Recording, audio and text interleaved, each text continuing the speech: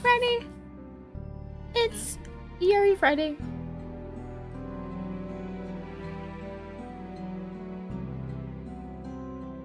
Yuri Friday.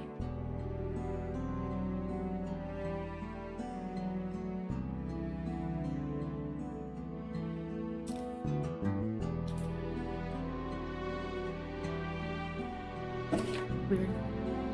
Sound like someone was in my left ear.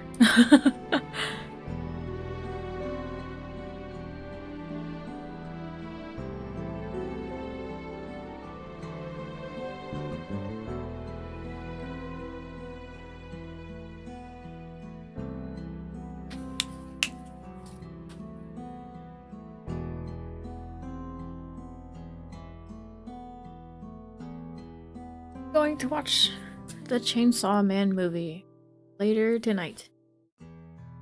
I should get started soon, in case.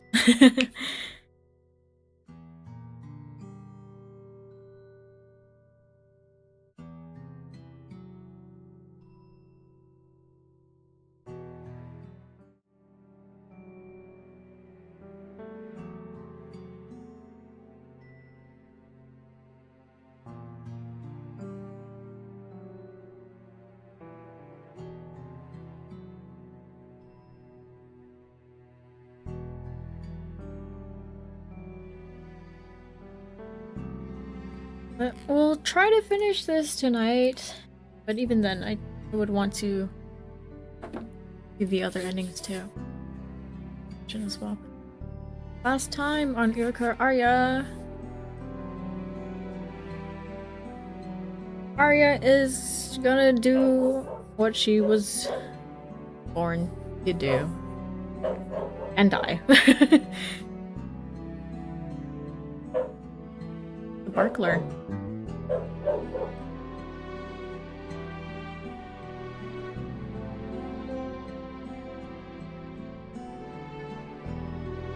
But I think we have one Yuri full day left until Judgment Day. So I hope Ichiko finishes her painting soon too.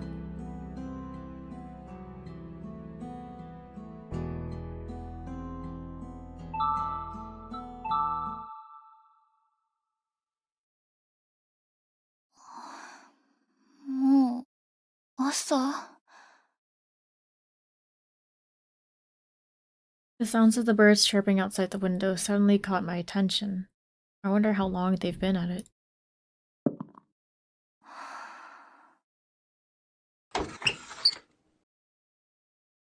As I opened the window, the fresh, dry air kissed my cheeks. I leaned outside the window to see a light purple-tinted sunrise spread across the distant sky. A little pink and orange mixed in there too. Though it almost looks like the sky is tie-dyed. I wonder who else is down there looking at this same fascinatingly colorful sunrise. Ichiko? お嬢様。ぼーっとして大丈夫ですか？ひょっとして寝すぎて疲れちゃいました？そうね。そうかもしれない。だって、イチコが起こしてくれないんだもの。一晩中私を放ってずっと絵を描いていたの？ Our gazes both suddenly shifted over to the canvas. Right before the sun began to rise, I knew that I had finally finished it. Oh, Puggy! But now, turning my attention to it once again, I began to seriously question that conclusion. 完成した？いえ、まだです。 Never mind. だから、まだ見せられません。あら、どうして？それは、まだ見せていいものじゃないから。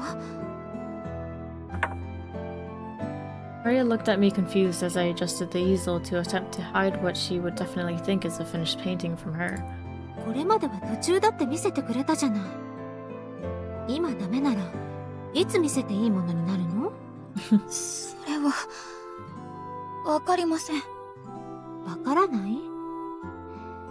残念。芸術家って気難しいのね。Girl. すみません。って今ちょっと小馬鹿にしました？いいえ、仕方ないわ。いちこがそう言うならもう少し我慢する。朝のいい風、きっと今日はよく晴れるわ。カンカン照りになる前に庭でしばらく過ごさない？いいですね。空も綺麗だし。お嬢様はすぐに出られますか？ええ。いちこは？私も、顔だけ洗ってくるので部屋で待っていてください。日傘やショールを用意しないと。そろそろ水も来るかな。持ち出せる食べ物があればピクニックできますね。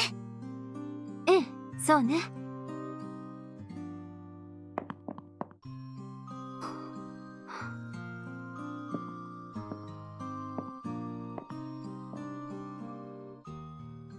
よく描けてる。これが、いちこから見た、私。アリア、お父様。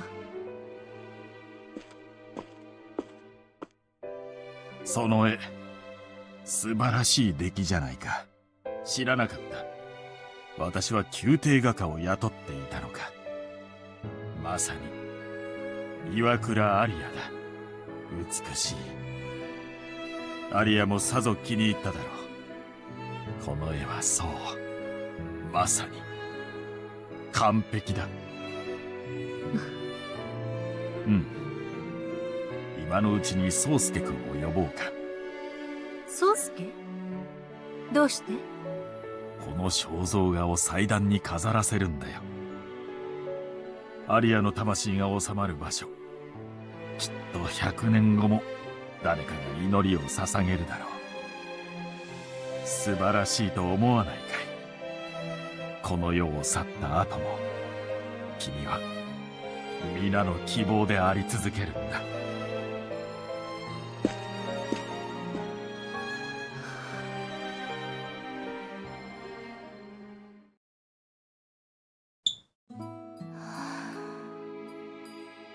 I washed my face, then for whatever reason just stared at myself in the mirror. I'm not sure if it was from the lack of sleep or the intense anxiety, but I had huge bags under my eyes. I'm going to spend such an important day looking completely exhausted. はい、今開けます。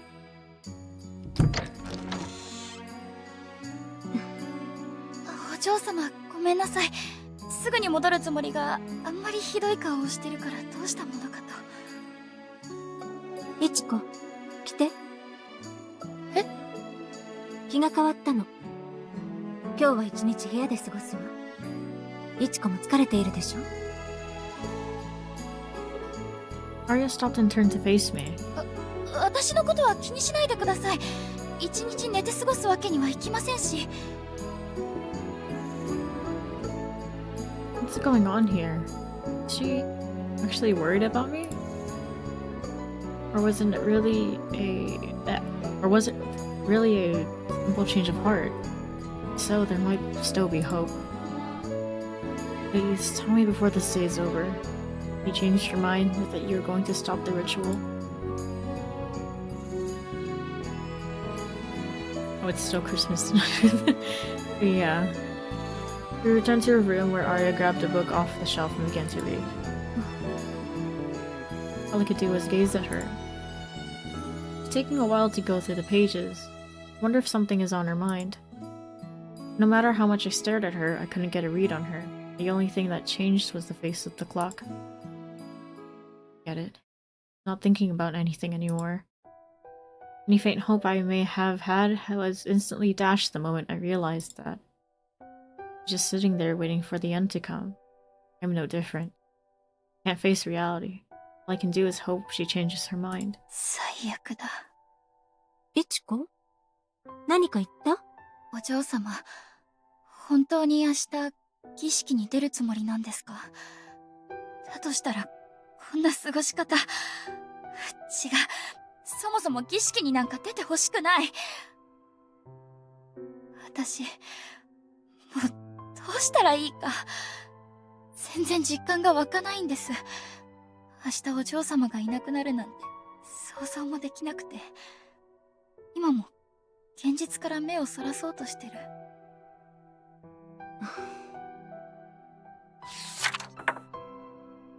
Seeing that I was very upset, Aria gently closed the book she was reading.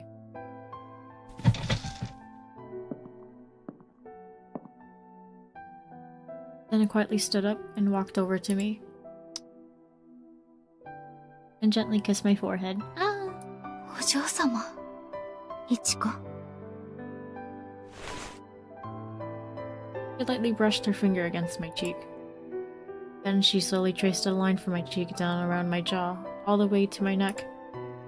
Suddenly, the distance between us vanished as she bent down towards me. Noses touched. いや Odd. いやどうしてだって、キスしようとしてる。お嬢様、ずっとしてくれなかったのに。こんなの、最後みたいで嫌です。お嬢様、私とさよならしようとしてる。違うわ、いちこ。私は運命を変えたいの。今日が最後だとは思えない。最後にはしたくない。だから、あなたと未来を始める。それって、本気ですか？じゃあ、明日の儀式には出ない？ええ。いえ、そうじゃなくて。そうじゃないってどういうことです？落ち着いてちょうだい。儀式には出るわ。そこできちんと信徒に話す。もう今まで通りにはいかないと。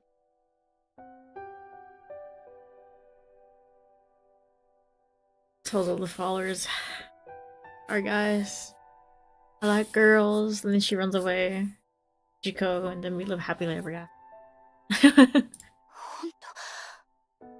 当に？ええ、約束するわ。お嬢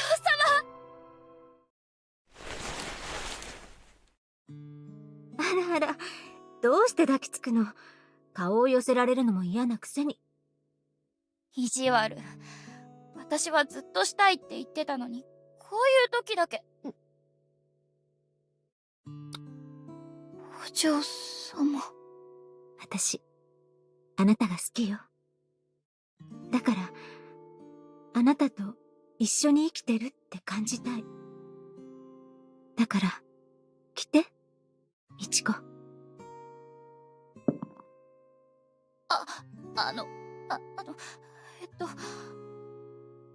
なーに？恥ずかしいの？当たり前じゃないですか。ってそうじゃなくて、私、アリアさんって呼んでもいいですか？ダメ？嫌ですか？構わないわ。好きなように呼んでちょうだい。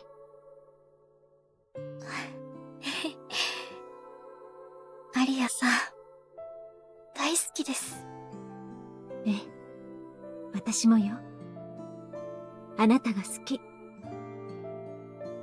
来て、ここに寝そべって。ここですか？そう。緊張しなくていいわ。全部私に任せて。あなたは何もしなくていい。私が触れる場所に集中して。Oh my goodness. お嬢アリアさん。私を見て。私を見て。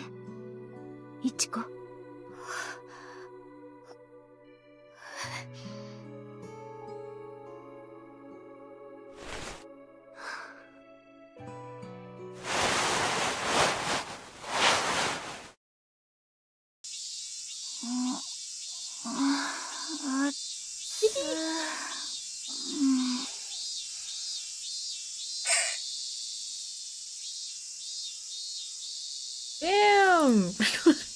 Wait, huh? Guess I must have fallen asleep. Felt so good and so relaxed that I just... 服ちゃんと着て。 I still have my clothes on. アリアさん The only thing I could hear in the empty room were the sounds of the cicadas. I peered out the window and saw that the sun had almost completely set. Maybe she's taking a bath? I immediately noticed how cold my feet were the moment they touched the floor. Where did I put my socks? I could feel my cheeks heat up as I played back the events from earlier in my mind. She cleaned up so well. Maybe my socks were a bit too much. 変なの。 I picked up and put on my socks and shoes that were scattered about on the floor. Then I left the room to go check on Aria wherever she was. Oh no, it's my dramatic music now! Girl. That was when. Something feels off. I ran towards the bathroom, a sudden indescribable anxiety began to well up inside me. お嬢様、アリアさんいますか? She's not in the bath. The toilet. Maybe she's downstairs, or maybe the kitchen. She could have just been tired and hungry.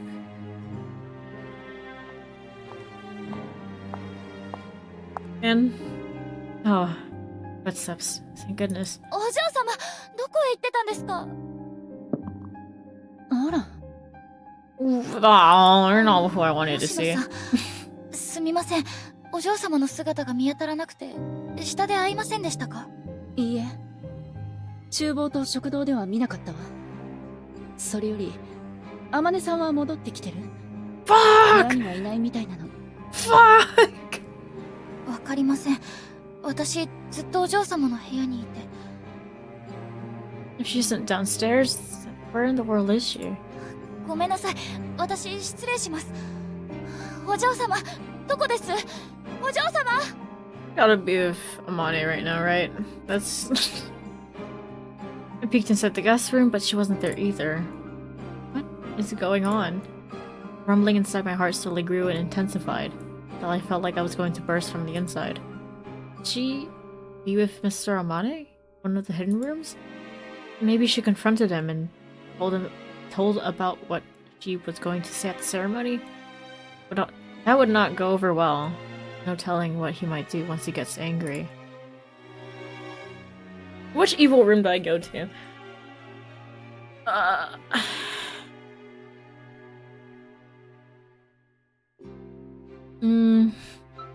would think ceremony room? I either went to the ceremony room. アリアさんと一緒なのね。もしかしたら、そうかも。 Thought that first thing was Yoshino not fine. Funny was. Miss Yoshino knows about the ceremony room? I wonder how much she really knows about Mr. Amani and Miss Aria. いいわ。私、もう出ないと。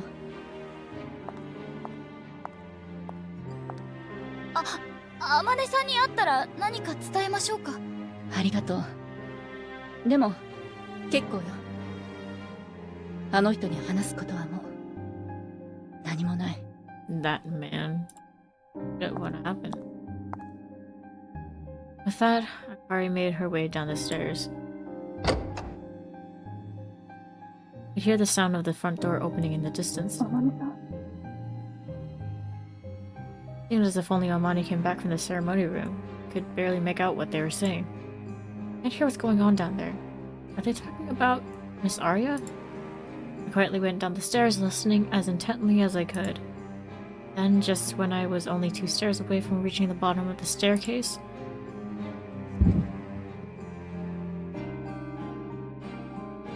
What? Oh my god. What is going on? いつこくん、どこにいるんだい? Oh god. Oh god, oh fuck.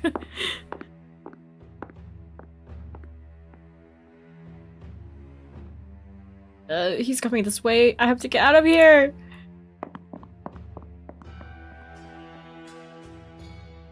慌てなくていい。すぐに行くから少し待っていてくれるかな。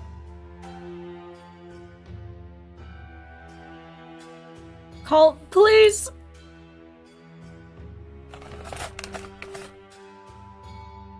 It's 110. 110. なんで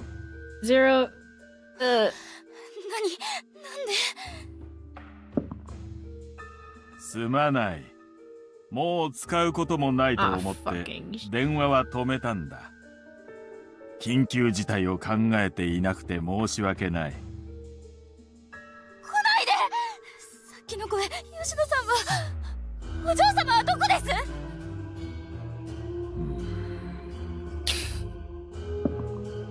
来ないでよ！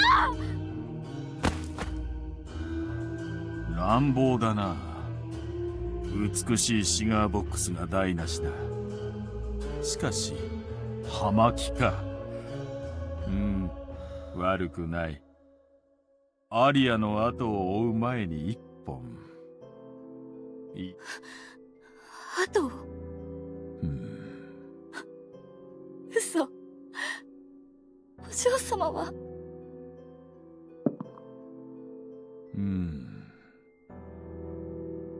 My body slammed against the floor as I fell to my knees. Scent still lingered on me. I could still hear her sweet whispers in my ear. Aria is no longer with us. 私が眠らなければ。自分を責めることはないさ。大丈夫。だって、アリアは。Tilted my head up towards where his soft voice was coming from. That was when Amani bent down and got right in my face. まだ生きてる。お前ごときの選択が人の運命を変えられると思うなよ。傲慢なバカ娘。Nuh-uh. The protagonist of a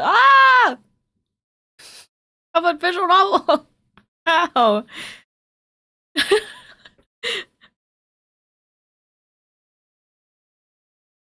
Period. Okay. What was that called? Period. I didn't like that. Well, I need to load. So I checked the preparation room. Did I just like immediately go to the preparation room after that or something? Yeah, I'm stupid.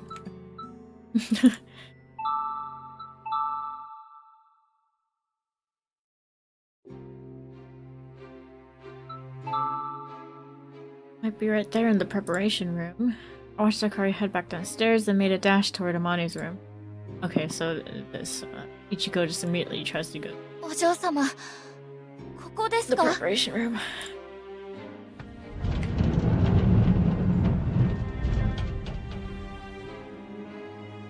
いない。じゃあ、やっぱり特別室。 Whenever I so much as thought about that place, my heart started pounding and I had trouble breathing. I have to hurry though, there's no telling what he might do. Yeah, he's stabbing Yoshino at the front door right now. Unaffected by this fear, I was about to leave the room. That was when I noticed something. Not read. Gun or knife might come in handy at a time like this. There we go, yes! 見せかけでもないよりはマシなはず。 I'm sure Miss Aria is just fine. She was just saying how much she loved me after all. You're not going to leave me behind and go off somewhere, right?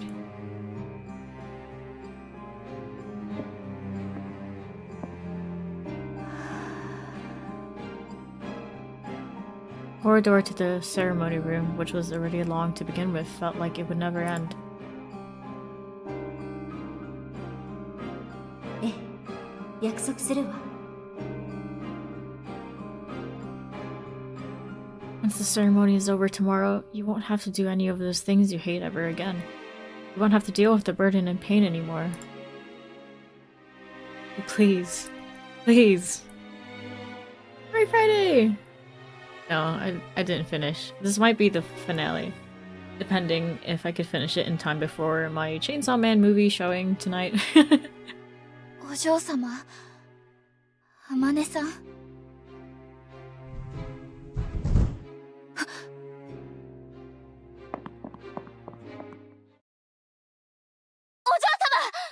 The painting! Go good look at the painting. Oh fuck. I heard a faint sound, then rushed to the ceremony room. There I saw Mane sitting on a raised platform, tightly embracing Aria from behind. His right arm was wrapped tightly around her neck. やめて。邪魔だ。出て行きなさい。Saria looks so weak. I have to do something at this rate she'll... いや、お嬢様を離して。じゃなきゃ、撃つ。ああ、なるほど。本気だから、早く離して。話さないよ。私はアリアの望みを叶えている。儀式まで待つように言ったけれど、今がいいと。私にこうしてほしいとアリアがそう言ったんだ。嘘。離して。お嬢様、ぐったりしてる。お願い、やめて。脳に酸素がいかなくなってる。さあ、どうする？私を撃つのなら頭、眉間を狙いなさい。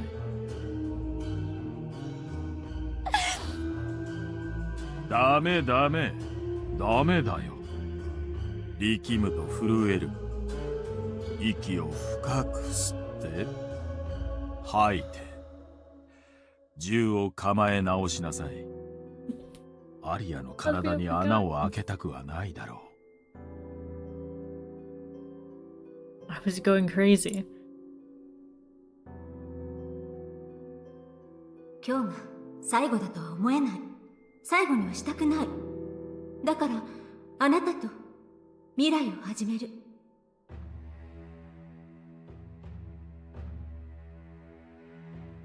Damn liar. ええ、私もよ。あなたが好き。どうした？できない？私を見て。私を見て。いちこ。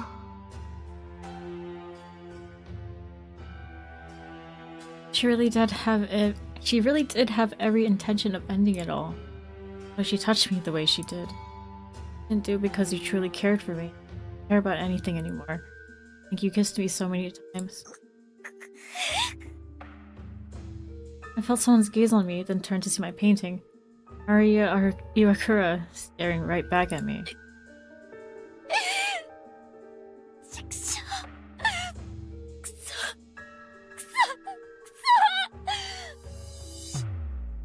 岩倉アリアは海の子なんかじゃない。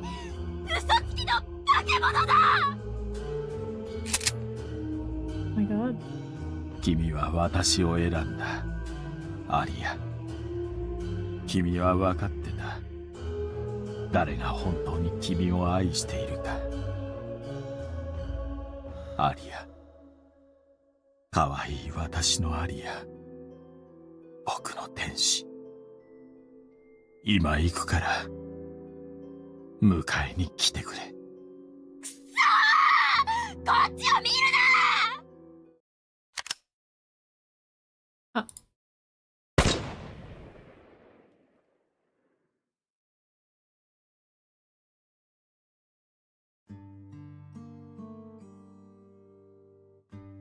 Oh fucking another bad end, I swear! No! I remember the summer of 1966. Every day this eye reminded me of that disastrous summer. 先生の自叙伝拝読しました。お目にかかれて光栄です。ありがとう。どうぞそちらに。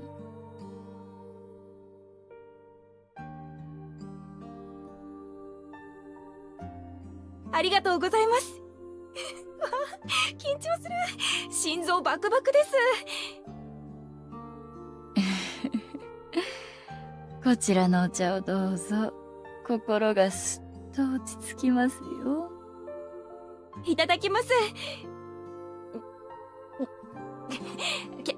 結構苦いですね。最初はね。次いらした時にはきっと甘く感じるわ。そうなんだ。すごい。この目が気になる？すみません、つい。実は家族スキャンダルの実録本も読んだんです。戦争で死んだことにされていた美しい少女、実在したんですね。その目が彼女の。へえ、美しい色でしょう。どうぞ近くでご覧になって。Money's eye. 初恋だったわ。本当に美しい恋だった。あの日目を失ったの。彼女はこの腕の中で生き絶えて、その魂は今も私の中にある。さあ、今日はどんな悩みがあっていらしたの？遠慮せずに吐き出して。どんな施しを行うかはいずれ聞こえてくる彼女の声に委ねるわ。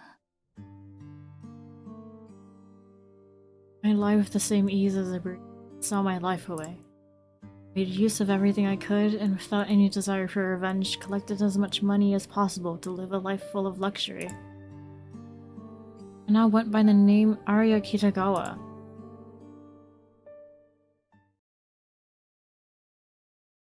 The fuck? Oh, what the fuck? Oh my god, it's like one of the main endings. Girl.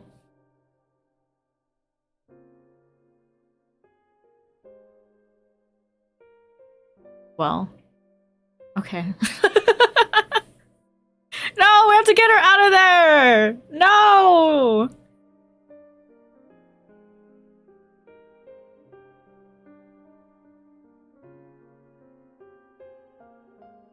Choice would I make then?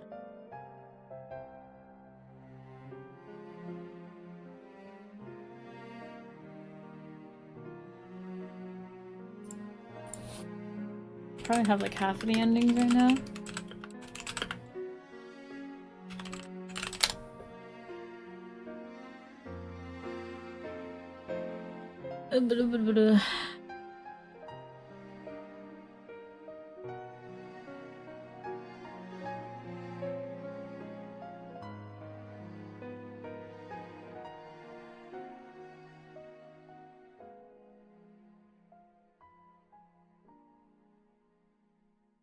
Hmm.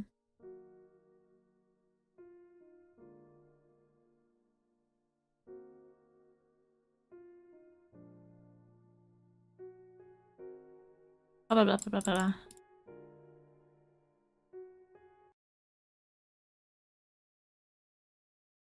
Oh god.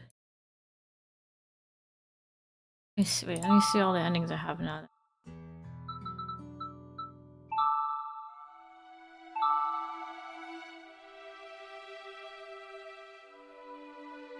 I have 4 out of 10 endings? 4 out of 10 endings. That was ending 7.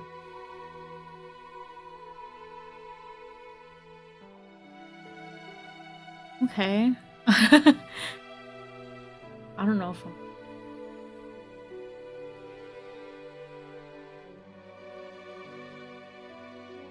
I would assume 9 and 10 would be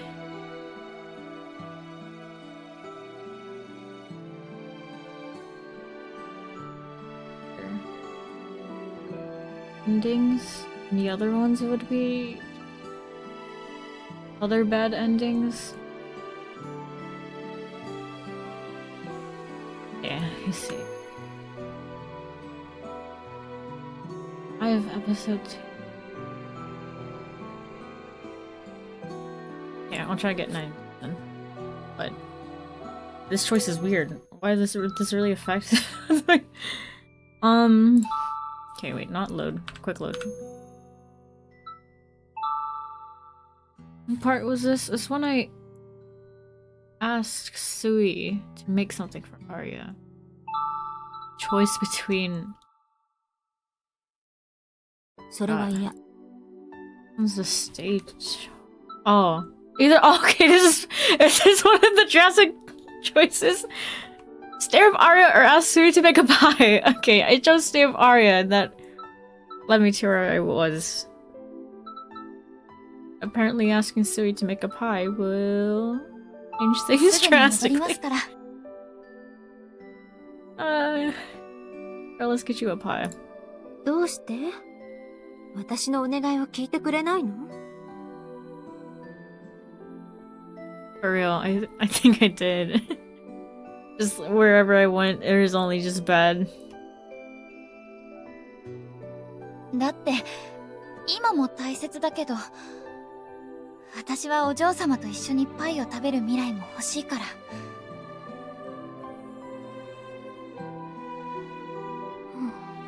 スイのことだからきっとすごく美味しいパイを用意してくれますよ。そうね。わかったわ。行ってきて。すぐに戻ります。ここで待っててくださいね。絶対すぐですから。慌てなくていいわ。私はどこにも行かないから。約束ですよ。ついでに何か飲み物も取ってきますね。ええ、ありがとう。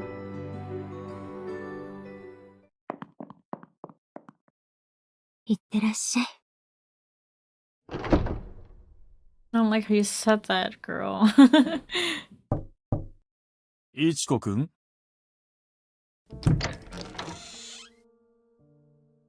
なんだ、アリアか。どうした？眠れないのかい？いいえ。ただ少し話がしたくて。お父様が帰ってくるのをずっと待っていたの。話？ええ。誕生月の儀式のことよ。私ね、きっとその式が私の最後になると思うの。なんだ？どうしてそんなことを言うんだい？私はもう今までの私じゃない。体が変わったの。見て。まだ傷が治りきっていない。次はもう持たないわ。それは一時的なものだろう。君は神の子だよ。普通の人間は数日じゃここまで回復しない。1ヶ月やそこらは腫れたまま。傷もずっと残るからね。いいの。取りやめたいと言いに来たんじゃないから。儀式には出るつもりよ。だから安心して。あまね。私、あの人が出て行った後も、少しだけ意識があったの。あまねは、私が邪魔？ずっとそうだった。そんなはずないだろう。私は君が生まれた日からずっと誰よりも君を愛している。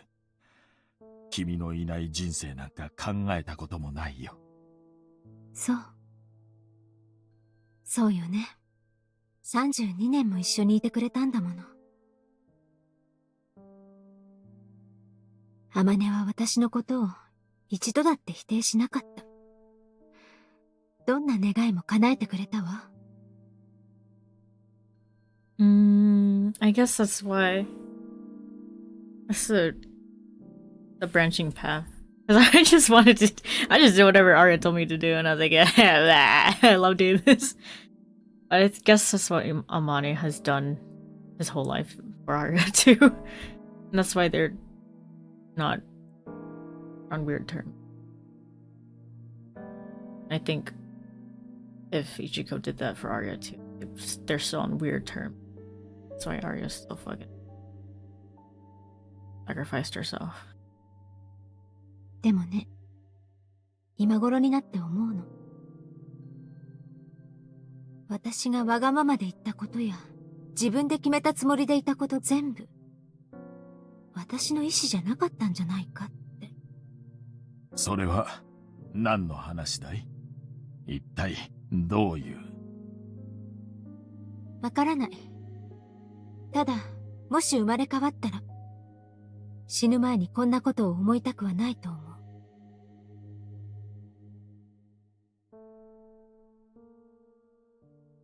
アリア。ありがとう、アマネ。私もあなたを愛してる。どうか、私がいなくなった後も、イチコにはよくしてあげて。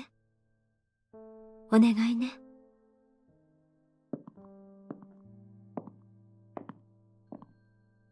アリア。そうか。すべて私に委ねてくれるんだね。愛しているよ、アリア。誰よりも君を愛している。心配は一つもいらない。後のことは任せてくれ。Smiles evilly. Yoshino?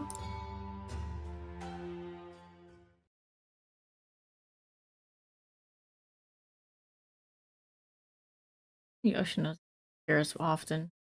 It would have been nice to have a portrait.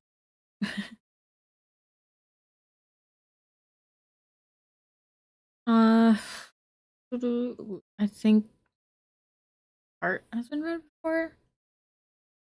He's passed by without me seeing him. I can stay calm as long as nobody comes to visit. I think this part is... Forgot what the button is for skip. Mode.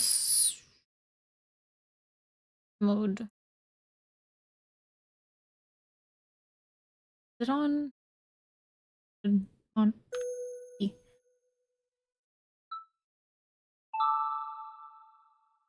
Skip mode on. Red text on. Okay, yeah. Chilling. E. Let's spend a yearful day together.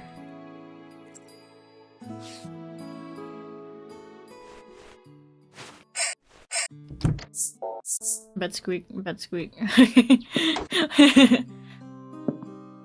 You're sleeping here? Finishing the painting overnight? Oh, okay. Where is it?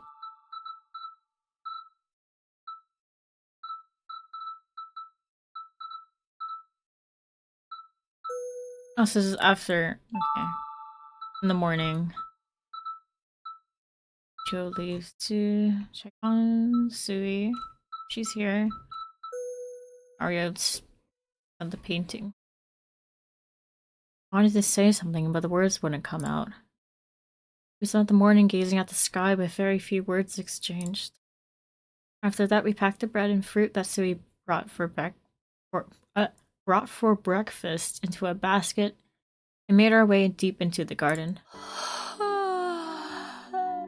もう、イチコったら、さっきからあくびばかり。私といるのがそんなにつまらない？まさか、そんなわけないって。聞かなくてもわかってるくせに。私はただ寝不足で。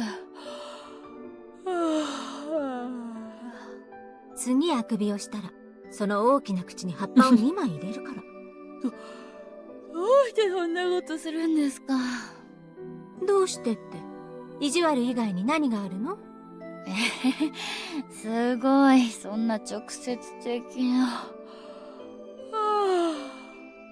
Oh my god.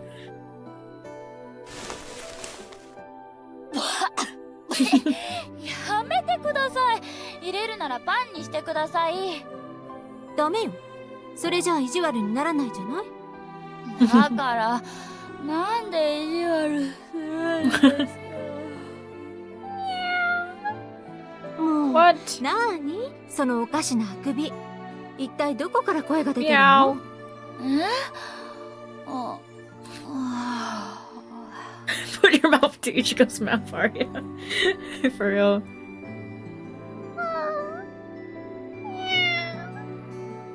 Ichiko?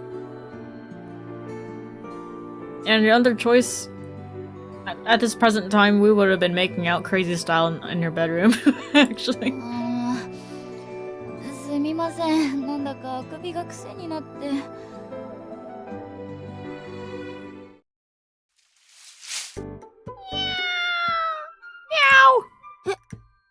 猫？どうして猫が？ Hearing Arya being caught off guard, I turned towards where the sound was coming from and spotted a little kitten crawling out of one of the nearby flower beds. あ、かわいい。おいで、猫。ダメダメダメよ。どうして呼ぶの？だって可愛いじゃないですか。暑いし、水筒のお水を分けてあげましょうよ。お水？でもこの子ずっと外にいるのよね。触ったりして平気なの？ Oh, maybe she isn't very good with animals? I've never seen Arya like this before. She looked so nervous and was pressing herself into my arm pretty hard. 大丈夫ですよ。今のところ野良猫を触って病気になったことは一度もありませんから。そう？はい。そんなに怯えなくたって襲ってきたりしませんよ。なんだか眠そうだし、警戒心もなさそうだし。The kitty, almost as if it understood exactly what I was saying, did a big stretch then. Flopped over right in front of us. すごく人に慣れてるみたい。飼い猫なのかな。お嬢様はこれまでに動物を飼ったことはないんですか？いいえ、一度も。お父様が動物嫌いなの。だからこんなにそばで見たこともないし。 Never once? I guess there really are all kinds. Now that I think about it, I never see stray dogs or cats on the premises, even though I often see them around town. Maybe it's just a big coincidence. Hearing that Amani hates animals, I can't help but suspect that he told the staff to chase off any stray animals that may come onto the property. Yeah.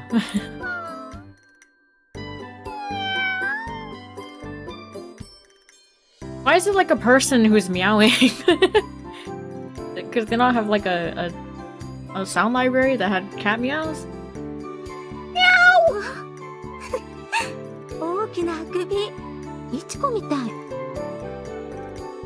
Yeah, it's really meow. Meow! お嬢様、このブドウ食べてしまってもいいですか？ええ、もちろんいいけれど。まだお腹が空いているの？まあ、それもありますけど。お水を入れようよ。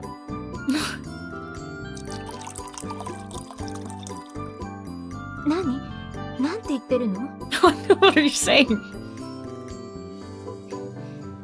これくらいでいいかな。お嬢様、どうぞ。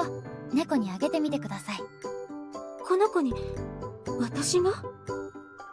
Arya looked at me, confused, as I vigorously nodded at her and handed her the bowl.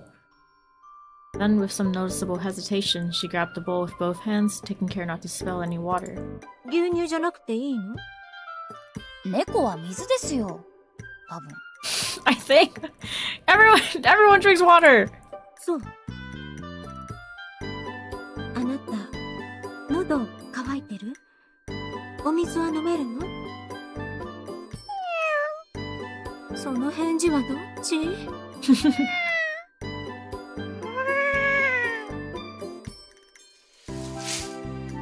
何？怒っているの？私を引っかく？ She's so fucking scared.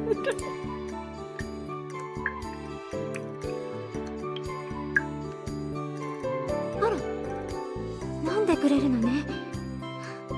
小さな舌。美味しいの？お水は好き？ knowing 牛乳じゃなくていいの？ what the cat sounds. That'd be crazy. I guess she wanted to ask him. Her? 小さいのにたくさん飲めるのね。いつから飲んでいなかったの？体は平気？ He's babying it so hard now. She looked generally worried as she called out to the kitty, but it was completely focused on drinking the water. After that, she just sat and stared at it for a while. With some hesitation, Aria extended her pointer finger and gently petted the kitty's little head. Yay! かわいい。 So cute. かわいい。この子すごくかわいいわね。もっと撫でてほしいみたい。手のひらを使った方が気持ちいいかしら。 Ichiko's like, oh my god, I wish that were me. I wish that were me right now. Love hearing her like this. I'm talking about Miss Aria, of course, not the cat. Her cheeks were flushed and her eyes were sparkling with wonder. Seeing her like this, she looked even younger than a teenager and more like a little girl. It's like I'm catching a glimpse of the little Aria that I saw in the photos of her mother. My god, my goodness, it's just so lovely. I wish I could cherish this moment forever in a photo. Yay! Yay! Oh, baby! Little baby. I could feel her smile radiating as I drew as quickly as I could. It was such a sweet, beautiful, special moment. I still have so many pages left in my sketchbook. I wonder what I should do with the rest of them. Will I be able to continue to draw on my own? Will I just leave them blank forever? いちこ、猫も上手に描けるのね。見て、私たちよ。ほら、とっても仲良し。 Draw it. Another one. あら、行ってしまうの？気に入らなかった？こんなに可愛らしく描いてもらったのに。あの子きっと驚いたのね。自分はそっくりなのに隣が別人だから。まるで小学生みたい。どうしてこんなに幼く描いたの？わざと幼く描いたわけじゃないですよ。猫と遊んでいるお嬢様が私にはこう見えたんです。前に見せてくれた写真のまだ小さい女の子に。写真？お母様と一緒に写ってる？はい。無邪気で明るい、そんな雰囲気。私はまだ生まれてもいないけど、その頃のお嬢様にも会ってみたかったなぁなんて。そう。でもあの子は今の私とは別人よ。それは30年近く経って何も変わらないってことはないでしょうけど。そういうことじゃなくて違うの。あの子は岩倉アリアじゃない。それどういう意味ですか？ The smile on Arya's face vanished in an instant. Suddenly, I had a knot in my stomach. I don't like this. We've come this far, so what could it possibly be? あの子はエルよ。エル？何ですかそれ。私の本名。岩倉エル。 Whoa! Arya took my hand and used her finger to gently trace out the letters of her name, one by one, in the palm of my hand. ル？ I was completely unable to comprehend what was going on, and it showed on my face. そんな名前あります？失礼ね。あるから言っているんじゃない。教えなくてもイチコは知っていたはずだけれど。また勝手に何か覗き見したと思ってます？いいえ。でも知っていた証拠はあるわ。 She then grabbed my sketchbook and started flipping through the pages as if she was looking for something. ほら、ここにあなたが書いてるじゃない。 She showed me the picture I drew of the spoon that her mother gave her when she was a girl. エル？ Oh! 私の名前が書いてある。これ名前だったんですか？他のところはなんて書いてあるんですか？私たちの愛する天使、エル。フランス語ね。フランス語。エル。お嬢様の本名。お母様がつけてくれた名前よ。由来は、ここに。生まれたばかりの私を見て、天使だと思った。だから、エルと名付けたんですって。ガブリエル、ミカエル、ラファエル。多くの天使の名前には、エルがつくから。Wow. それはすごく素敵ですけど、問題も出されてないのに答えを書いてたみたいな変な感じ。私こそ不思議だったわ。何も話していないのに、イチコがエルを写生帳に書くんだもの。Yeah. 大切なものは人に教えてはダメ。お母様はいつもそう言ってた。人は価値の理解できないものを簡単に踏みにじる。だから、その名前はお母様が亡くなってから誰にも教えなかった。今日まで。たったの一度だって。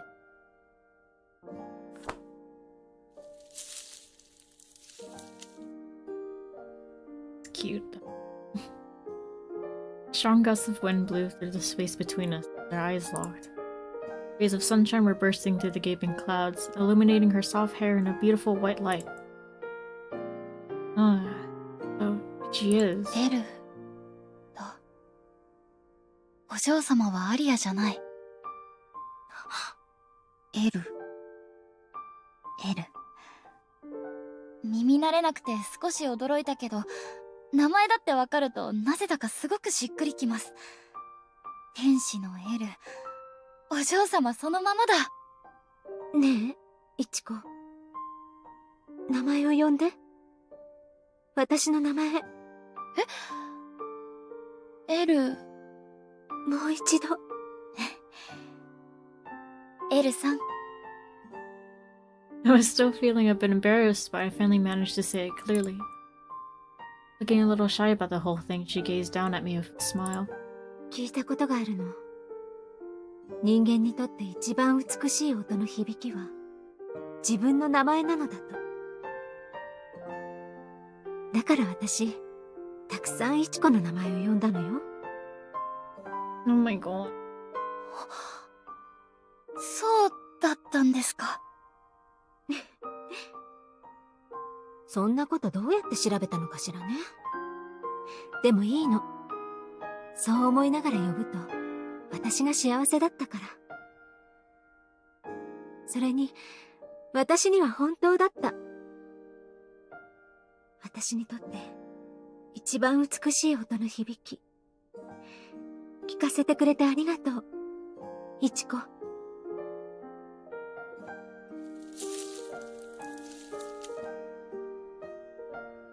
Another gust of wind flew by. Sunlight was now obstructed by the clouds, which cast a shadow on her beautiful face. But her gentle expression stayed the same as she smiled at me and stroked my messy bangs.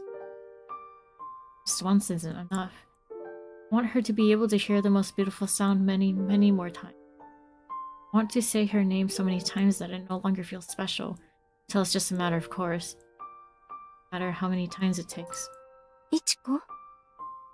Oh jeez, now I don't know what I should say. What I really need to tell her is that... Oh man. 今のどこから？ Why is she so muffled? She's like inside? スイ！あれ、昼ご飯も持ってきてくれたのに。あ、わかった。ラズベリーパイだ。Pie saved her life. イチコ？私、ちょっと行って受け取ってきます。もしパイだったらすぐに食べられそうですか？いいえ、今はまだ食べられないわ。ですよね。お嬢様は小食だから。じゃあ厨房に置いて戻ってきますね。すぐですから、ほんの少しここで待っていてください。どこにも行っちゃダメですよ。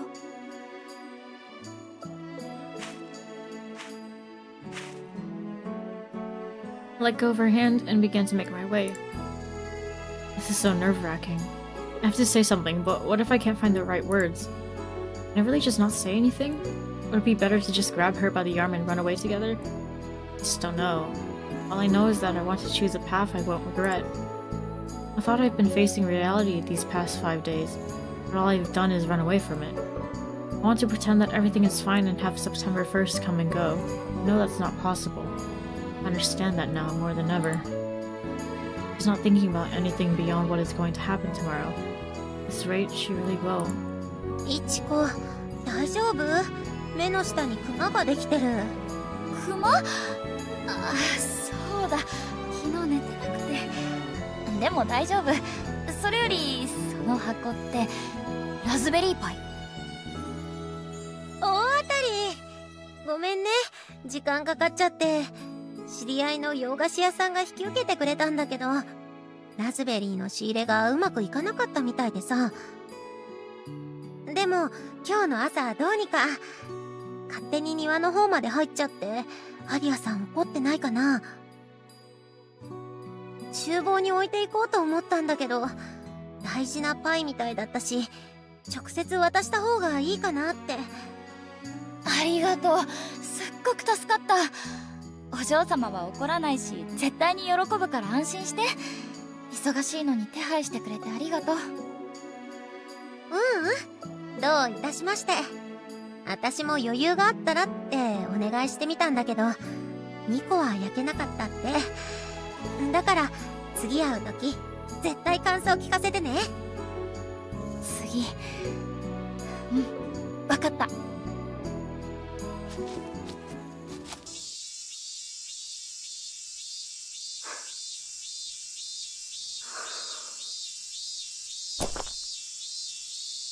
アリア様。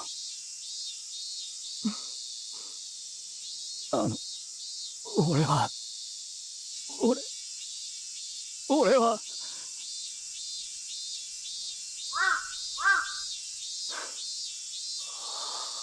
さっき猫がいたわ。猫？そう、猫よ。猫はここにいていいのかしら。いえ、探して外に出しておきます。ええ、きっとそれがいいわ。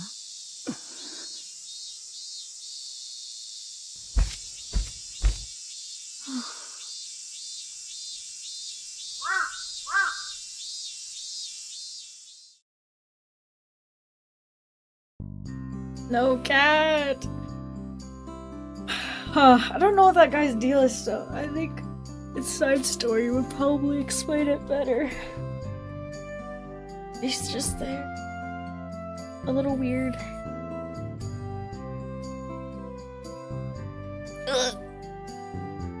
Okay, I'll be right back for meow. No!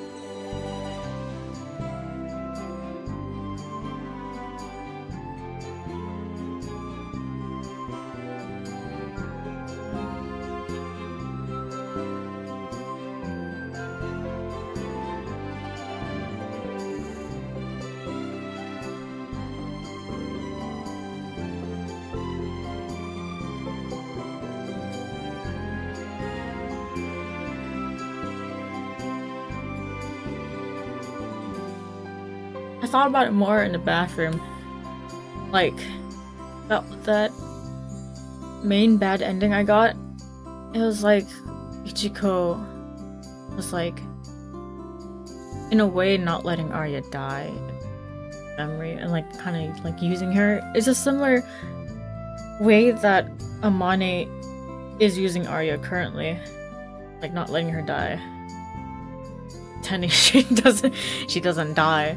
I mean, but it worked more in like a literal way, because like, yeah, Arya didn't die, but like Arya was immortal. But until now, that she's regaining the feeling of being a human again, being around Ichiko. And so having this choice of not doing what Arya wants, and like, I don't know, just both sides having like their own autonomy and wants from each other and for themselves, like, better that way. Not like crazy, insanely possessive the way Amane. Like,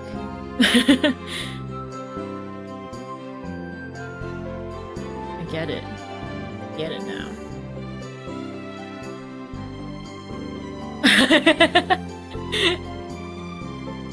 Yeah.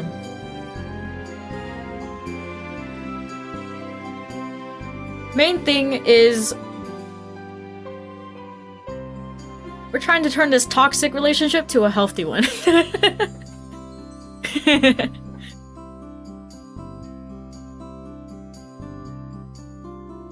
And that means Arya should not die. Arya should not die, and they should live together as long as they can.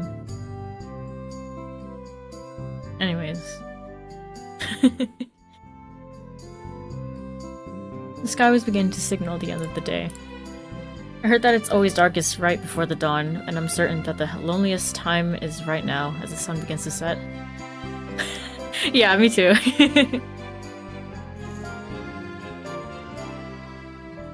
So radiant. The setting sun painted everything in the same color as it cast shadows every which way across the landscape. Summer's coming to an end. いい音。すごく美味しそう。大きさこれくらいでいいですか？ええ。残りは全部イチコにあげる。本当に？そんなこと言っていいんですか？おかわりが欲しくなってもあげませんよ。平気よ。私が欲しいと言えば、イチコは絶対にくれるもの。I don't know what that sound is. It's really weird sounding. It's like a rustle. Seeing Arya beaming with a confident smile, I wanted to say something back, but I got choked up and couldn't find the words.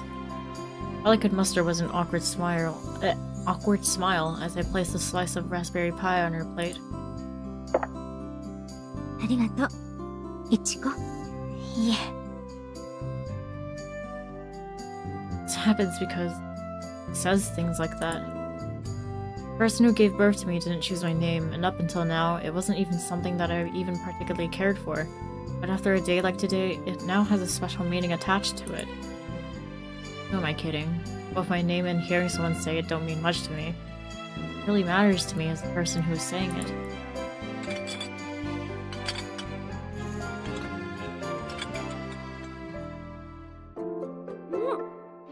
酸っぱくて甘くてすごく美味しい。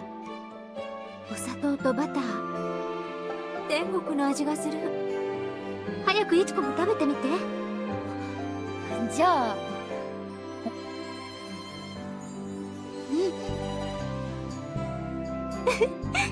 酸っぱい？はい。でもすごく美味しいです。ラズベリーって木イチゴなのかな。甘酸っぱいいい匂い。庭のどこかにもなってますよね。たまにこんな匂いが。中のクリームも美味しい。甘い卵の味。クリーム？あ、ここに入ってる。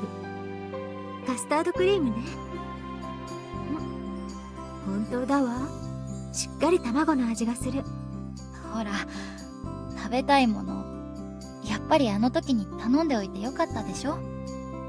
ええ、そうね。本当に美味しい。美味しいですね、エルさん。ええ、いちこと一緒に食べられて、すごく嬉しい。She liked that. I pulled out the real name. Her long hair was casting a shadow over her face. Maybe it was because they were covered by a shadow, but I felt like I could see even more light in her eyes than usual. Maybe it was because she was smiling so happy. Perhaps because her eyes were welling up with tears. エル、ダメ。もういいわ。もう呼ばないで。いちこにその名前を呼ばれると。何ですか？ She fell silent, with tiny pieces of raspberry still on her lips. エルさん。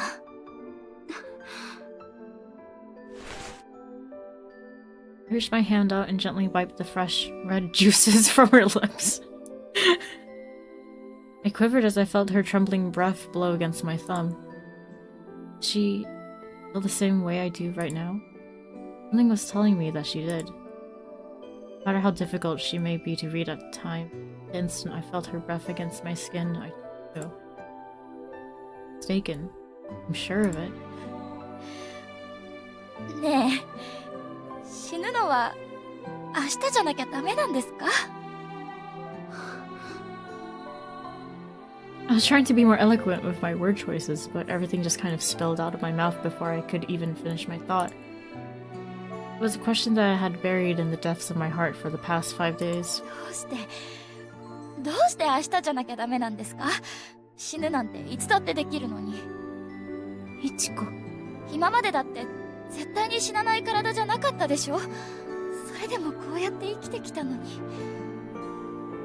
いつかどうしても生きていたくない日が来たら、その時にどうするか決めればいいじゃないですか。お嬢様が望むなら私手を貸します。無理よ。そんな恐ろしいことできるわけない。今までだって私を愛してると言った人たちの誰にもそれだけはできなかったもの。その人たちはそうでも私は違う。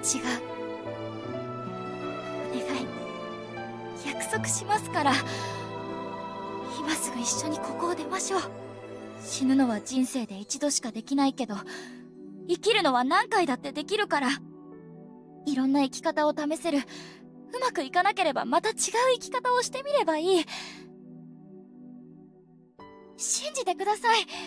これはその場しのぎの夢物語じゃない。だって私がそうやってお嬢様に出会ったから。何もかもが最低で最悪で、全部が失敗でつまらなくて、それでも生きてたから、私はエルさんに出会えたんです。生きてたから、こうやって今、必死になれる。だからお願いです。私を信じて。I grasped her hand, which was still holding onto the fork. I could feel the pain she was going through as she looked me in the eye. 私怖いわ。何も怖がることなんかないですよ。一緒にいれば支え合える。We didn't need to get caught up worrying about the future here and now. All we needed to do now was survive. After everything we have been through, I was now certain that those were honest, true feelings. We made it this far. Even if more hardships may await us down the road, I know we can make it work. 私たちなら大丈夫です。きっとどこでだって生きていけます。どこでだって？ここを出てどこへ行くの？どこへでも。電車に乗って好きな駅で降りるんです。そこで泊まる場所を探しましょう。次の日もその次の日も、ここで暮らしたいと思える場所に出会えるまで。そんな、それってすごろくみたい。楽しそう。楽しいですよ。写生帳の紙で本当にサイコロを作りましょうか。いちこ、私、はい、お嬢様。私、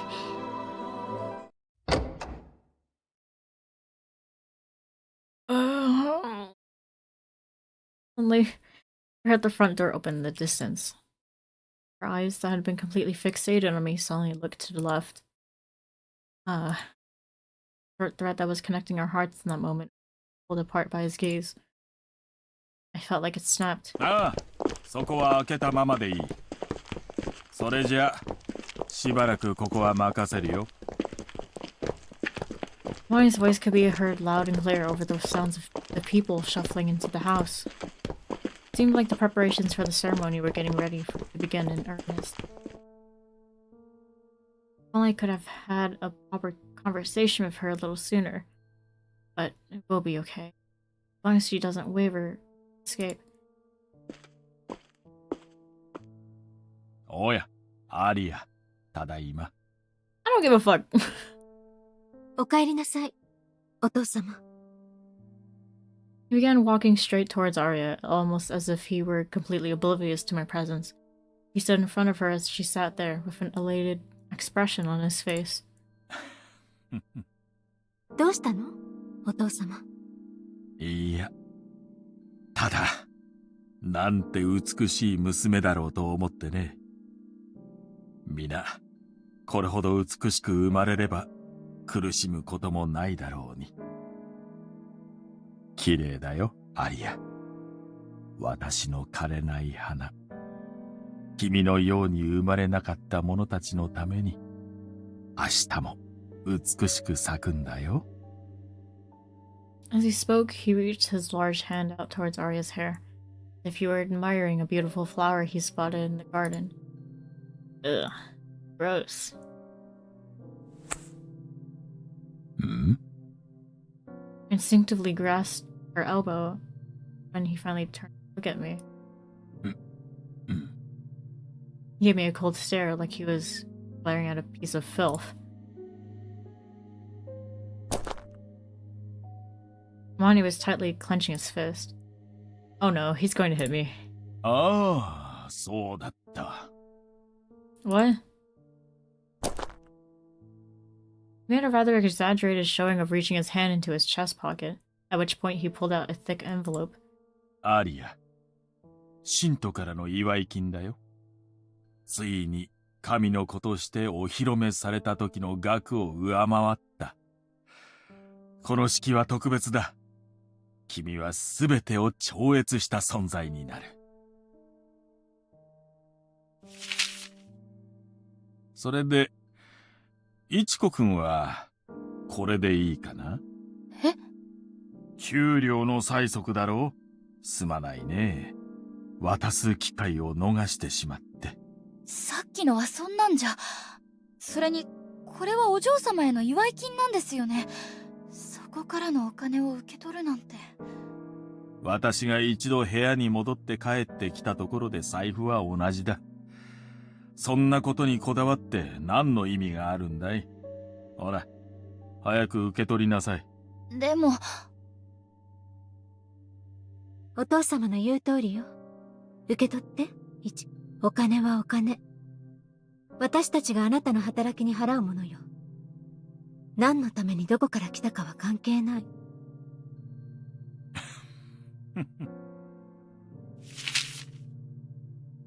The bills were very crisp, with not so much as a single fold in them. Before I came here, this was all I ever wanted in this world. Now, at this moment, I couldn't care less about money. It's our escape from the mansion money. Get out of here already. Grabbed some bills into his pocket. He stared down at his shiny,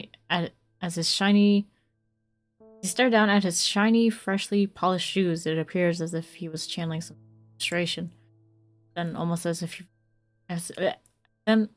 he got the release he was looking for, he returned the envelope to his chest pocket and motioned as if he were about to leave the room. Hurry up! さて、私も準備を始めないと。それにしても、今日は本当に一段と綺麗だよ、アリア。このまま永遠に見つめていられたらどれだけ幸せだろうね。Dude, get the fuck out of our Eureful moment.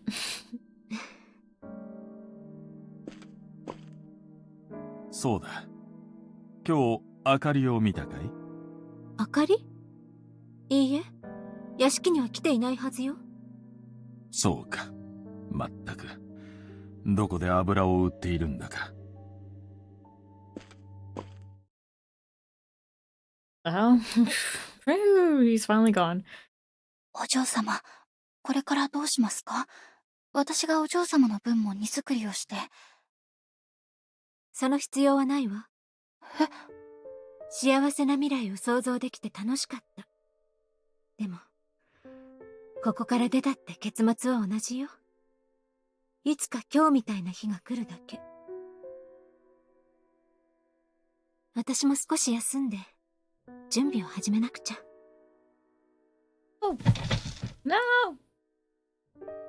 She got up out of her chair without even looking at me and made her way out of the breakfast room. そんな、お嬢様。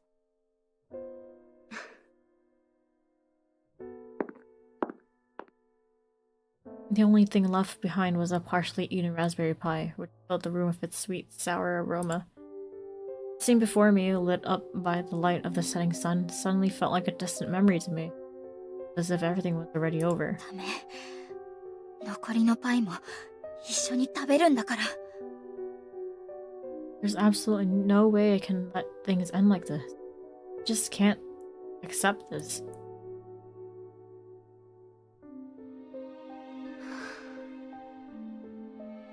I wrapped the pie in some tinfoil and took it with me as I followed Aria to her room. She sat down and began staring at herself in the mirror. Aria, beautiful as always, with the sounds of the cicadas chirping and the sounds of the ornaments gently busy. Just like I was stuck in some bizarre dream. どうして窓を開けたんですか？なんとなく。意味はないわ。虫が入ってくるかも。閉めてもいいですか？ええ。ねえ、気づいてる？その窓から富士山が見えること。もちろんです。この部屋は、この屋敷に越してきた時から、お嬢様の部屋なんですよね。ええ、そうよ。他の部屋からは見えない景色。ご両親は、大切なエルさんに景色一つだって最上のものを与えたかったんですね。そんなこと考えもしなかった。親不孝ね。きっと二人とも空の上でがっかりしてるわ。I placed my hands on the windowsill and stared blankly out the highest mountain in Japan. I would be so happy just taking in the same views together and chatting every day. How many times has it been today? With these waves of emotion hitting. Felt like I was going to collapse at any moment. Suddenly, そうだ。 its big emerald wings flapped over my head as it flew into the room. It playfully fluttered around the room until it eventually landed on Aria's left shoulder to take a rest. Not the wrong shoulder for the butterfly. Sorry. I've witnessed this before. Was it in a dream? No. こんな感じ。 What? Oh my fucking god, this sketchbook. Just... Chekhov's sketchbook. What the fuck? かわいい。これ一冊埋めるのは大変そうだけど、これからここでたくさん綺麗なものが描けたらいいな。That's crazy. That was the same scene I witnessed the day I arrived here. Butterfly began to flutter around once again, circling the room a few times before eventually disappearing behind the bed. 死んだの？まさか。I don't think I could handle an omen that bad right now. 生きてる、生きてます。そんなに必死に言わなくたって。だってお嬢様が変なこと言うから。Maybe it was my passionate statement that spooked it, but the butterfly suddenly took off once again and headed straight for the open window. あの蝶、イチコの写生帳の子に似ていたわね。Oh my gosh, she even remembered too. あの絵覚えてるんですか？ Help! Help me! 当然でしょ？私が初めて見たイチコの絵だもの。It was the moment my life changed once again after coming to work here. Remember, the first time she looked at me was right here in this room. Around the room as if I were tracing the same path the butterfly took as it fluttered around. Pressed my wings on Aria's shoulder, off once again, stood on the floor when I was down. That's right. I totally forgot about the souvenirs I picked up in Ginza that left in here. As the time continued to fly by, my eyes fixated on the bag I had since forgotten about that I had shoved into the back corner of the room. お嬢様の誕生日っていつなんですか？誕生日？ 9月8日よ。あと1週間。思い出してよかった。私、お嬢様の誕生日プレゼントを買ったんです。本当は当日に渡したいけど、その日まで待ってもいいですか？わかりました。今欲しいみたいだから、今あげますね。当日はまた別のものを考えます。I wish she would say something, anything, but she just sat there with a sad smile. It was so painful to witness. My heart ached so badly. Memory's a bit fuzzy, but I feel like I tossed the bag aside the moment I got back from Cuba and saw that she was hurt. Glass might even be broken inside the box.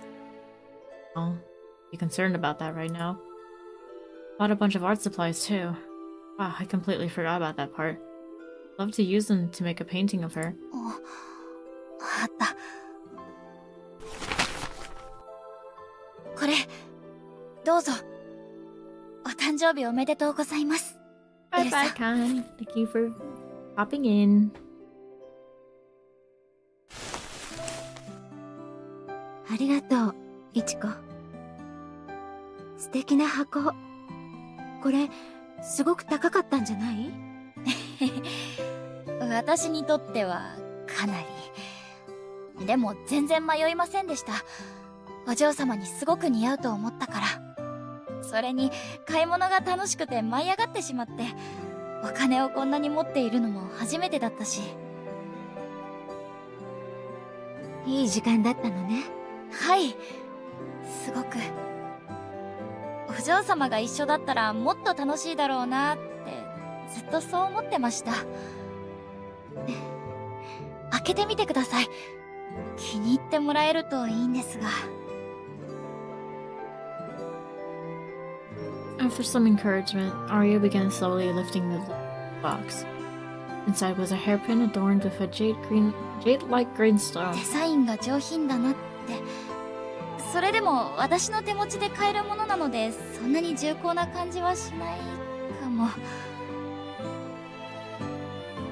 Seeing it again after some time had passed, it looked a little less impressive than I remember it being when I got it. I just found myself making excuses for it.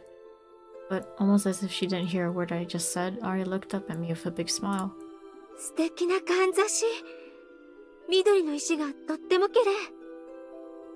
She took the hairpin and placed it against her hair as she looked in the mirror.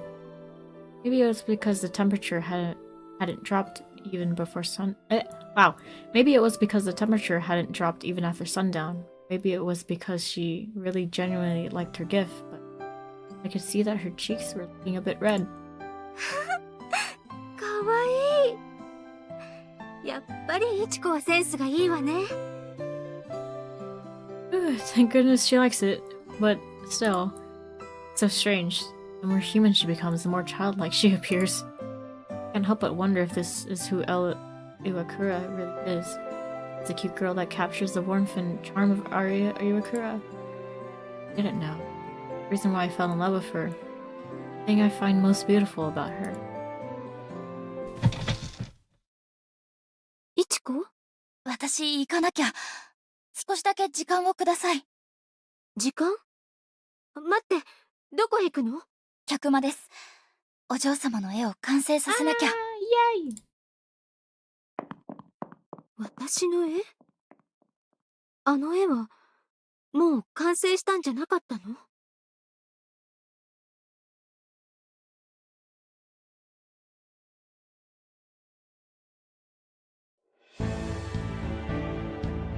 ？Serious music. This morning, I went back to the canvas that I had previously positioned so that no one else could see it. Put it back in its original position and sat down to paint once again. I don't know why I didn't think this was finished, but I'm glad I did. I fully understand now that there is another presence hidden behind her picturesque, beautiful face. Part of her that I find the most beautiful and the most precious. Seeing Aria in the garden beaming with joy. Using her real name as her true self. Iwakura. The lights from above would always shine down on her. 髪の色、これじゃ違う。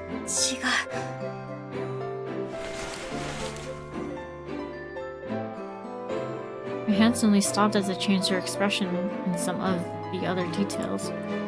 I noticed that the hands on my watch were showing that it was already after 10 o'clock in the evening. My stomach was in horrible knots before I could even formulate my next thought.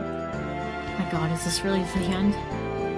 Rather than working on a painting that I almost certainly won't be able to finish, I should be finding her, grabbing her hand and running away with her before it's too late. Maybe I could do something to stop the ceremony, like start a fire somewhere.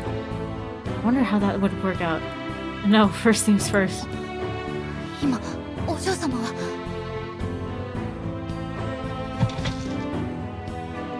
大丈夫。ここにいるわ。どう？いちこの満足する絵は描き上げられた？ Music suddenly got much louder than the voices.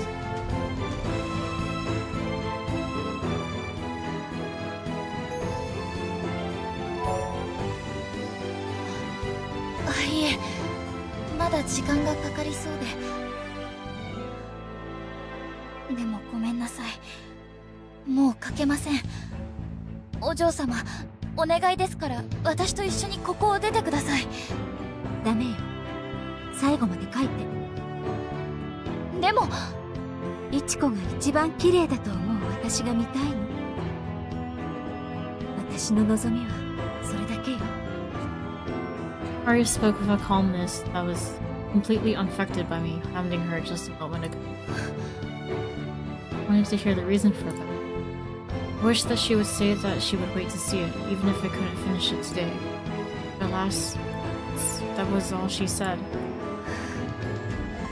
I decided that the only thing I knew for certain I could do for her right here and now is fulfill her wish and finish this painting. I grabbed my brush and turned towards the canvas. All the tears were blurring my vision, which made the light I painted look even more pronounced. Elle and Gabriel, I have to say is not Aria, but Ella Iwakura. The real her, the one who she has been protecting and keeping hidden away all this time.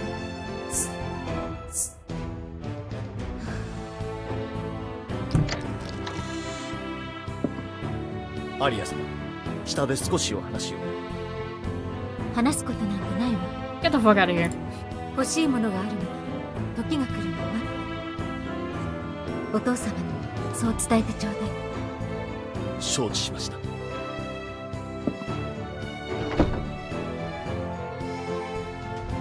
I could hear his footsteps grow fainter as he walked away.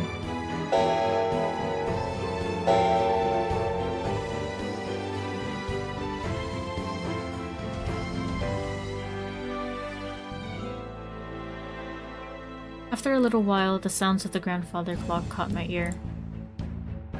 Even without looking at my watch, I had a vague feeling that August was now over.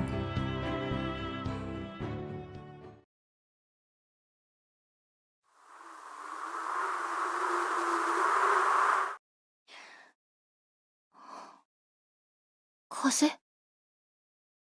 Suddenly felt the warm sweat on my temples begin to cool down. I lost track of how long I've been focused on this. Quickly opened my eyes and was greeted with the image of the little girl with the white hair and the soft smile. やっぱり9月は秋ね。夜風が涼しい。お嬢様。かけたのね。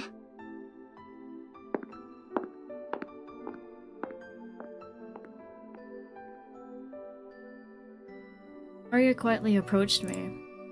Looking back at that canvas, I noticed the left corner looked a bit thin on paint. I could faintly see the date I wrote showing through. It was the precious time we shared between us. I layered some more paint on there so that nobody could steal it from us. That's when it all suddenly dawned on me. I really just finished this painting. I did it. 白い紙。それは、実際に白い髪のお嬢様を見たことはないけど。これが一番綺麗な私。ずっと会っていなかった。本当の私。私が好きになったお嬢様はエルさんだって名前を知って気づいたんです。岩倉アリアじゃない、その中にいるエルさんだったって。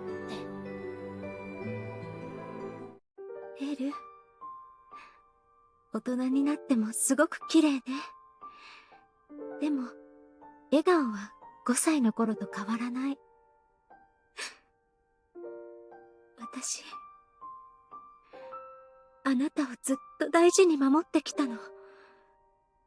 あなたが傷つかないように死ぬまで隠しているつもりだった。でも会いたかった。ずっとお嬢様。これが油絵で初めての人物画だなんて信じられない。きっと私以外にもあなたの才能を認めてくれる人はたくさんいる。いちこの絵が好きよ。だからこれからもたくさん描いて。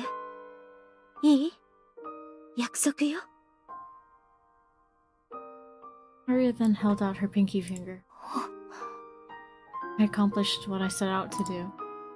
Right now, will it even matter? I wanted to change how things would end. If I granted her wish of finishing this piece, there will be no reward for me.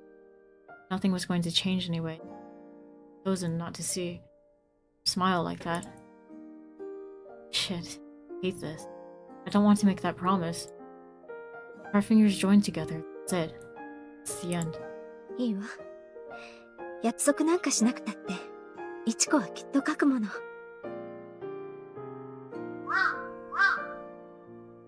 夜明けが近づいてる。そろそろ行かなくちゃ。でも、その前に、これを。Be a charm me? Oh my チャーム god. ブレスレット。A charm bracelet. 完成したんですね。もちろんよ。途中で投げ出したりしないわ。スプーンもついてる。Oh my god. ええ。それはいちこのおかげ。ずっと幸運を祈ってる。私のもとへ来てくれて。出会ってくれて、ありがとう。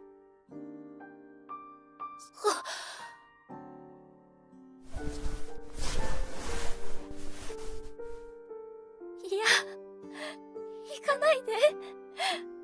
お嬢様と一緒じゃなきゃ幸せになんかなれません。そんなことない。あなたは一人でここへやってきて、すべてを変えたわ。いちこはすごい。本当よ。このお金も持って行って。これだけあれば、しばらくは働かなくても生きていけるはず。焦らないで、自分にとって一番いい生き方を探すの。いや、できない。できるわ、いちこ。あなたができると思えばできる。マラソンの記事、覚えているでしょ？いちこは走れる。走りたいと思えば、絶対に走れるから。やだ。一人で走りたくない。行かないでください。一人にしな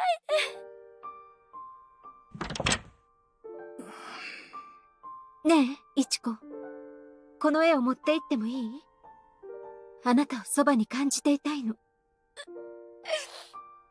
たら、私が一緒にいます。私がついていく。ダメよ。儀式はとても見せられない。それにいちこには、本当の私を覚えていてほしいから。お嬢様。エルさん。やだ。宗介、絵を運んで。まだ乾いていないから慎重にね。はい、アリア様。やめて。持っていかないで。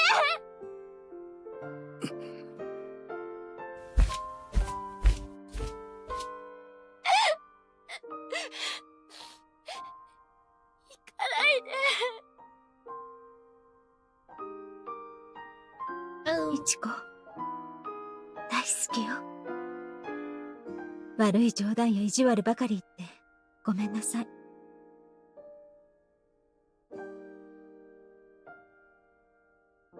Arya gently bent down towards me and kissed me right below my eyes. She were trying to catch the tears that were spilling out of them. Her hair brushed against my cheek and her sweet scent filled the air around me. I noticed that the scent was a little different from that. Perfume mixed with her skin's natural scent. これから何があるかわからない。だから、夜が明ける前に屋敷を出て。いいわね。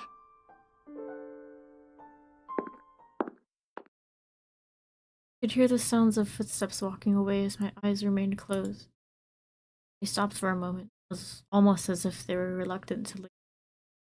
They disappeared into the distance.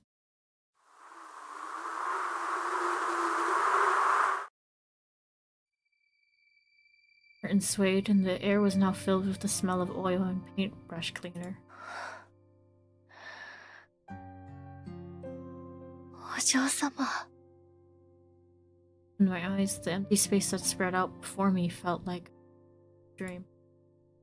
The sweet scent had faded, the painting was gone, and all that remained was a soft sensation of having. 3時半。Told me to get out of here, but the sun came up. Not just a sensation in my eyes. Her voice still lingers in my ears. All of the emotions that were building up in my chest felt like they were about to burst. お嬢様を置いて出ていくなんてできない。 What would happen to me if I just stayed? Did someone come and tell me that she was dead? いや、やだ。そんなの嫌。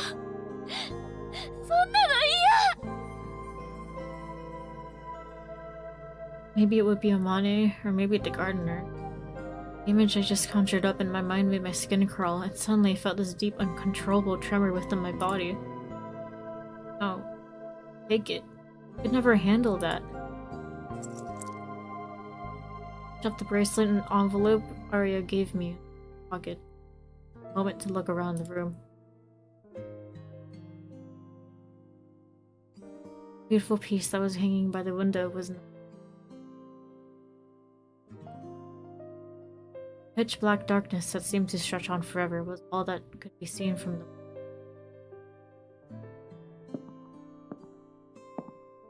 The only sound that could be heard in the silent house were the steps. The door to the drawing room was closed and お嬢様。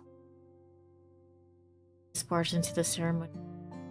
Change. 私、そればっかり。何か変えられるかどうかって、結局何一つ変えられなかったくせに。くそ。Rita's going to die because I'm a coward. Stupid, powerless me, unable to change a damn thing. I am still pretending that I do something. Though I'm a murderer.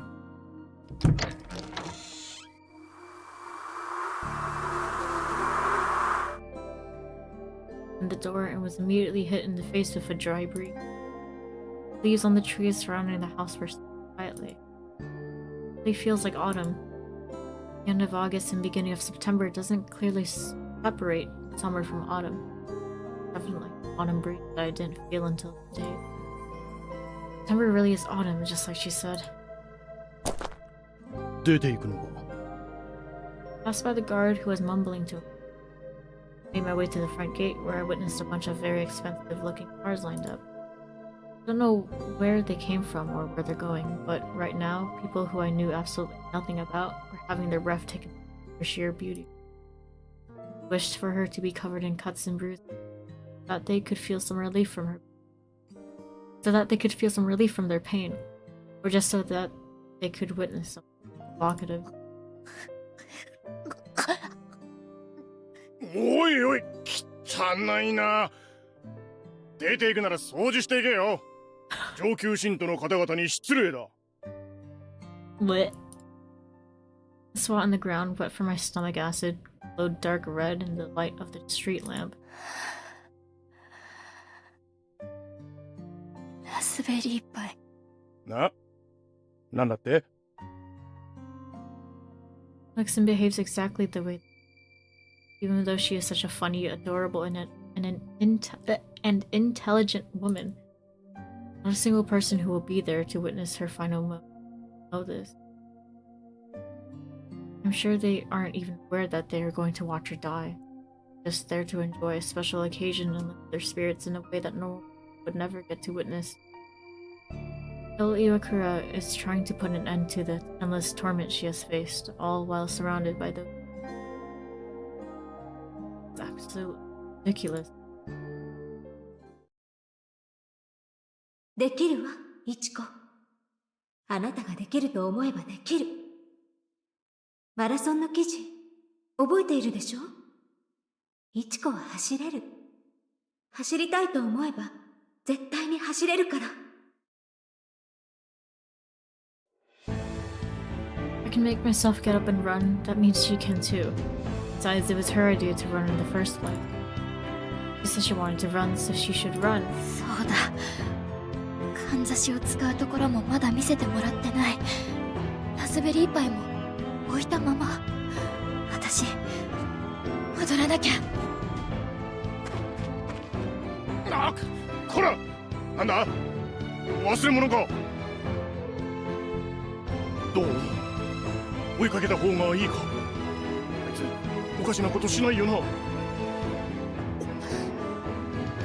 あ、もうさっきから何なんだお前。だいたいお前が中にいないのが一番まずいんだぞ。ザク、なんだよ。なんで泣いてんのかいい加減はっきり言えよ。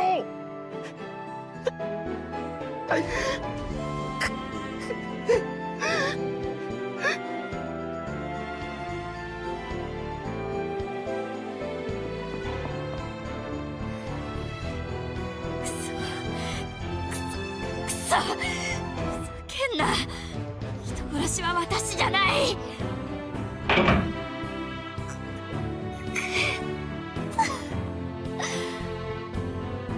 I tossed my suitcase aside and felt pain shoot through my fingers as I fiercely wrapped them around the edge of the hidden door. My nails were broken and bleeding slightly. A heavy scent that sent me reeling wafted in from the other side of the door.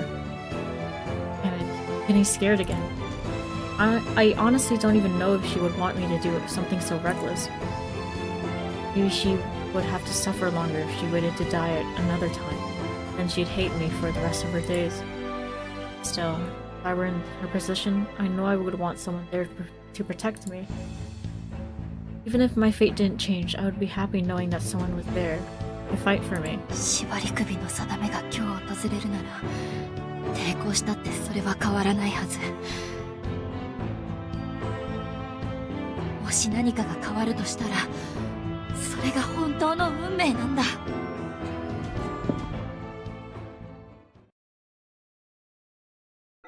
アリア様、何卒、援護をお願いいたします。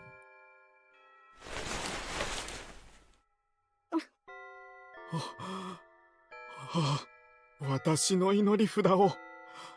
ありがとうございます。では、皆様、今一度ご着席をお願いいたします。これより、沈水昇華の儀を行います。解釈の者。アリア様、こちらへ。美しい。アリア、今から私が君の願いを叶えるからね。何も心配はいらないよ。私を信じて。ただ身を委ねるんだ。いいね、アリア。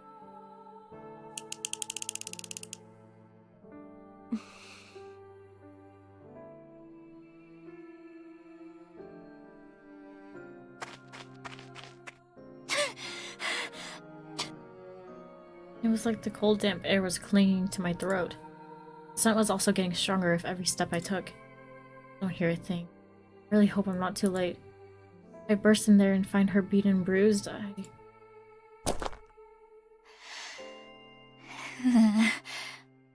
としても、その姿をちゃんと見届ける。お嬢様の、エルさんの終わりを。As I turned the bed corner, I knew I was almost there.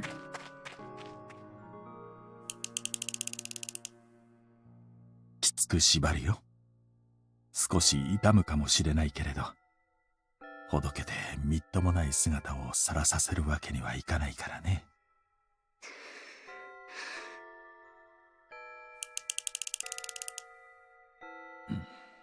待って。ん？髪をまとめたいの。髪？ Like one.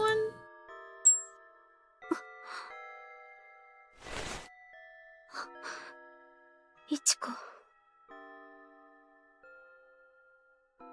お嬢様！お嬢様！いちこ？ Maria turned to face me as she kneeled on the ground. I still have time. 入るな！下がりなさい！信じられない。なんてことだ。入るなと言っているだろう。薄汚い女中が神聖な式をどうしてくれる。来い、この。 Oh my god. I was pushed away really hard, and then someone wrapped their massive arm around my neck as I stumbled. いちこ！お父様、止めて！やめさせて！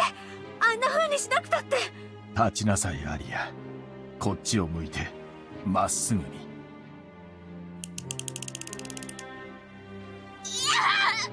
お嬢様！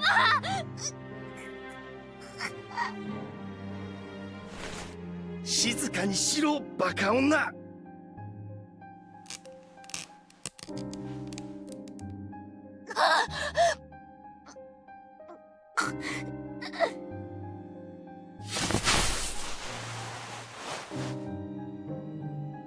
I get his arm off my neck. I can't breathe. If I lose consciousness, it will be too late. Still see her kneeling no, I can still see her kneeling through the gaps of all the men trying to keep me away from her. Instead of looking at me, she was looking at Amane. Please look at me.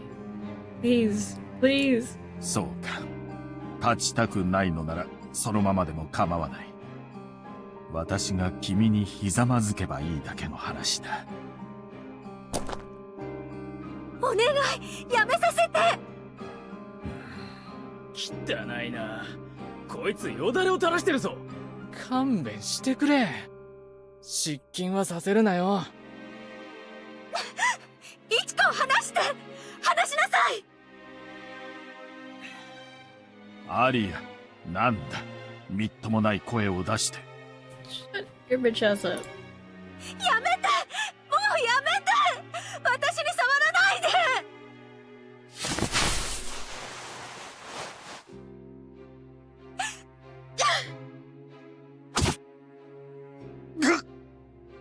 アリ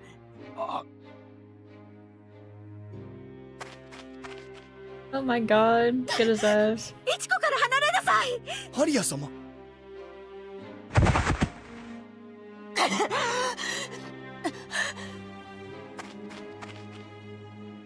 イチコ、イチコ。お嬢様、よかった。私間に合いました。違うわ。間に合ったのは私よ。しっかりして、イチコ。息を吸って、私を見て。I did as I was told and looked directly into her eyes. She started gradually coming back into focus. Her eyes were like pale flowers, and I was right there in them. I could see myself clear as day in them. よかった。目がいつも通りに。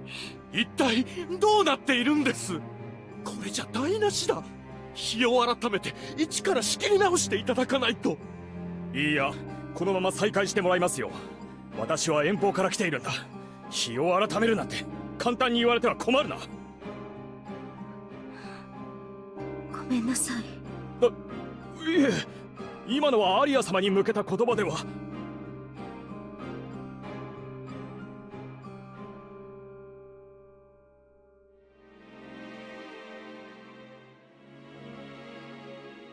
いいえ、そもそも儀式自体行うべきではなかったの。私から皆さんに話さなくてはならないことがあるんです。私はもう神の子ではない。体の傷が治らないの。私にはもう皆さんの祈りを聞き届ける力はありません。そんな。それはどういうことです？そんなはずない。そんな話で納得できるわけがありません。アリア様、我々をお見捨てになる気ですか？私は真実を話しています。治っていない傷だって見せられる。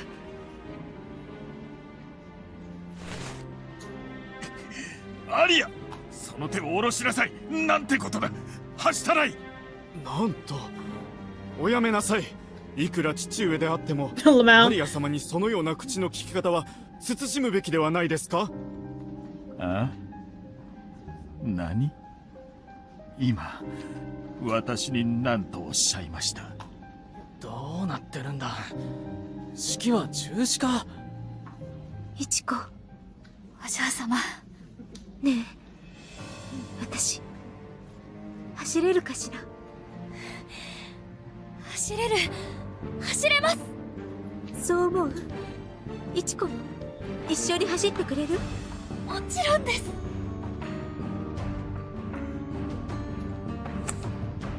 アリア様、今何の話？イチコ、平気？今です。走って。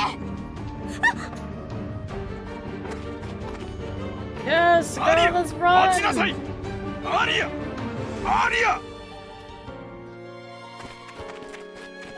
Sounds of her footsteps echoed throughout the dark, narrow corridor. In that moment, nothing felt real. I still could feel the warmth from her hand as we ran. 早い。ダメ。イチコ、止まって。お嬢様、走れてますよ。だからもう少しだけ頑張ってください。もっとひざを高く上げて。じゃなきゃ転んじゃう。ねえ、イチコ、こうかしら？ Is she gonna run right now? どうして多分なの？見えないんです。暗いし、スカートが長いから。そうね。だったら仕方ないわ。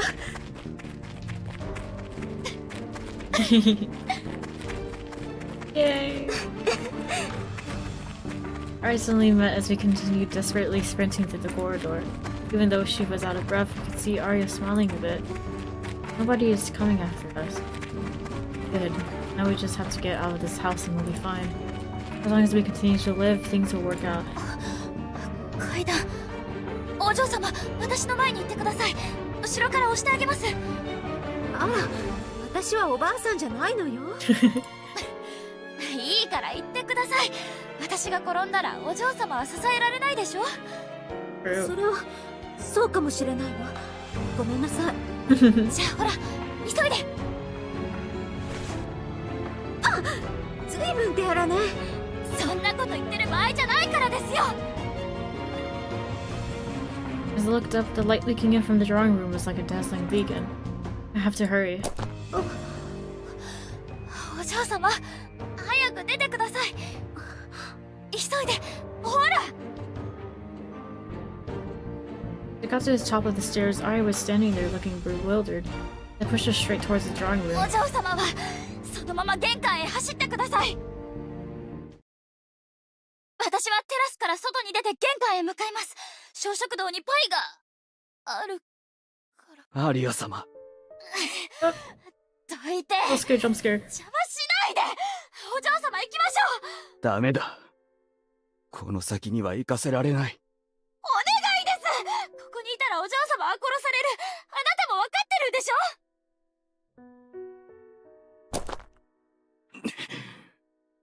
As I grabbed her by the wrist and headed to the door, the gardener was like a human wall blocking our path. お願い。どいて。Why is he crying? いちこ、下がって。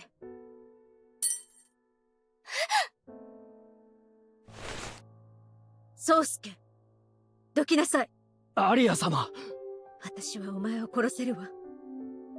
いちこを守るためなら、その頭を叩き割る覚悟がある。Why didn't she grab that fireplace poker? She's willing to fight for me. Still, this is bad. There's no way we can win this fight. Thank you, Chiko. How can we get out of this? 15分で仕切り直そう。Oh, fuck. 5時までには皆さんを返さないと。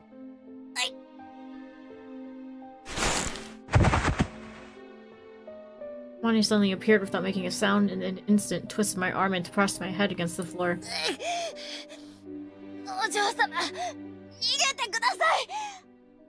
あまね、いちこを離して。はあ、なんてことだ。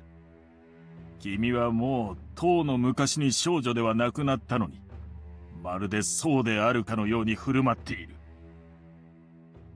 見てごらん。君が刺した手の甲を。痛みを伴う裏切りと破壊。まさにこの世界そのものだ。Society. この屋敷の外には地獄が待っているよ。これは私の妄言ではない。希望を持ってみようなんて思うのはよしなさい。凍っていた体は溶け出している。それでいつまでその容姿を保てると思う。老いていく君を誰が愛すだろうか。Can't see her face. I don't want to hear any of this, but I can't move. ここを出たって君にできることは変わらない。それでもここでは救済者でいられたけれどね。ここを出たら君はただの慰み者だよ、アリア。このゲス野郎、そんなことない。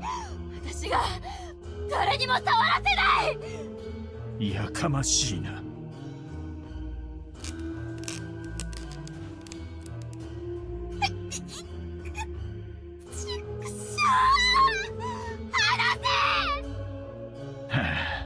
もういいだろう。戻りなさい、アリア。戻れば、この子供も悪いようにはしないさ。何も知らないとつい期待してしまうのだろうけれどね。大丈夫。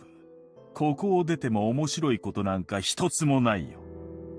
君を幸せにするものなんか一つもない。くっしょん？ー、嘘ばっかり。私をバカにして。おっと、その棒で私を殴るのかい？そうか、なるほど。考えたこともなかったが、君に殺されるというのも悪くないかもしれないな。私にはできないと思っているのね。だったら後悔させてあげる。宗介、手を離しなさい。嫌だ。あなたにそんなことはさせない。いや、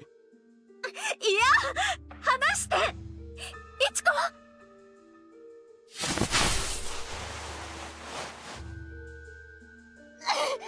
お嬢様。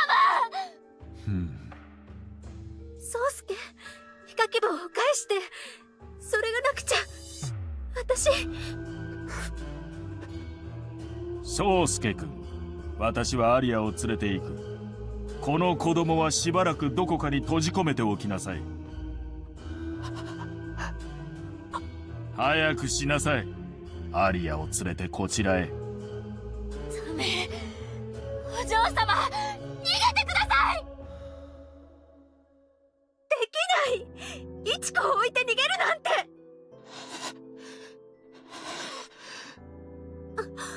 宗介。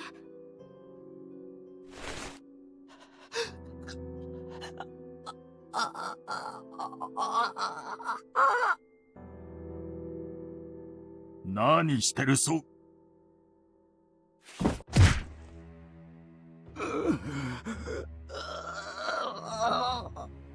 貴様、何を。Get his ass! He's pointing that thing at Mr. Amane.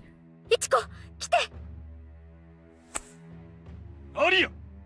走って、いちこ。お嬢様、トランクが。持って。来て、いちこ、早く。はい。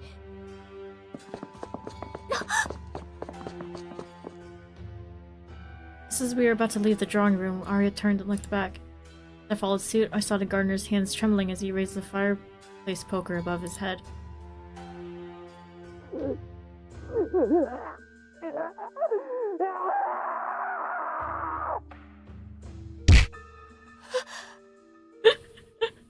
I shivered as the muffled sound resonated throughout my body. I could feel Arya's hand stiffen for just a moment, but she never looked back again. いちこ。はい。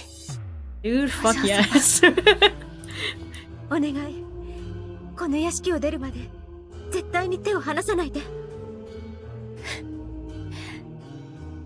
離しません。ずっと今日の夜ここじゃないどこかで眠るまで離さない。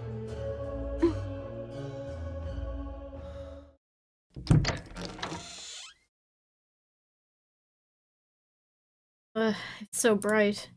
The sky had turned completely white. I was completely taken aback by how clear and refreshing the morning air was.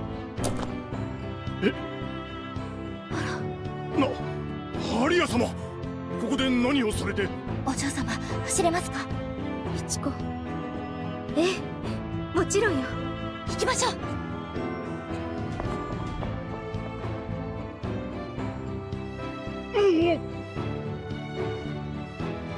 イエーイ。パイの残りは取りに戻る？戻れるはずないでしょ。そう？残念。残念ってもうきっとどこかで買えますよ。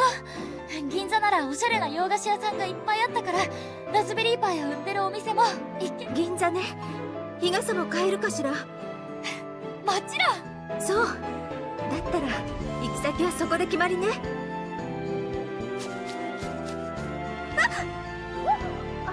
転ばないでくださいね。ほら、もっと膝を上げて。こう？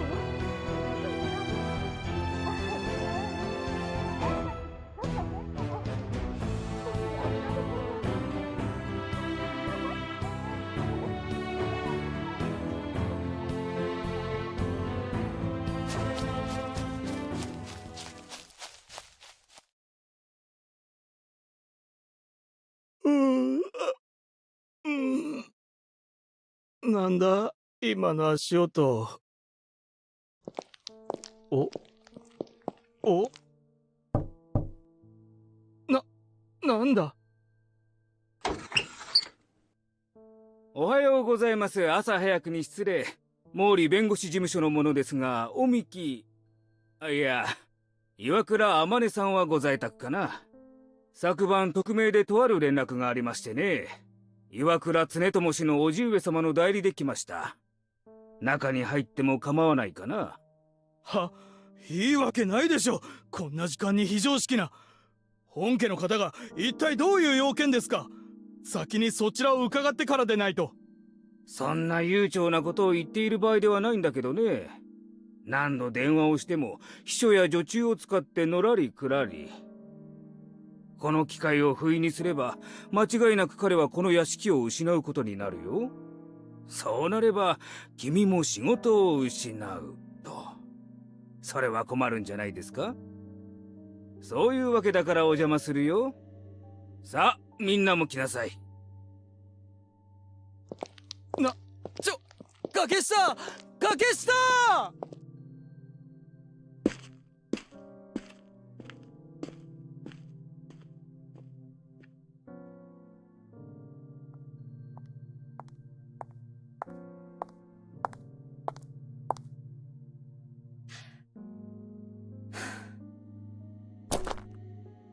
私たちこれで終わりね。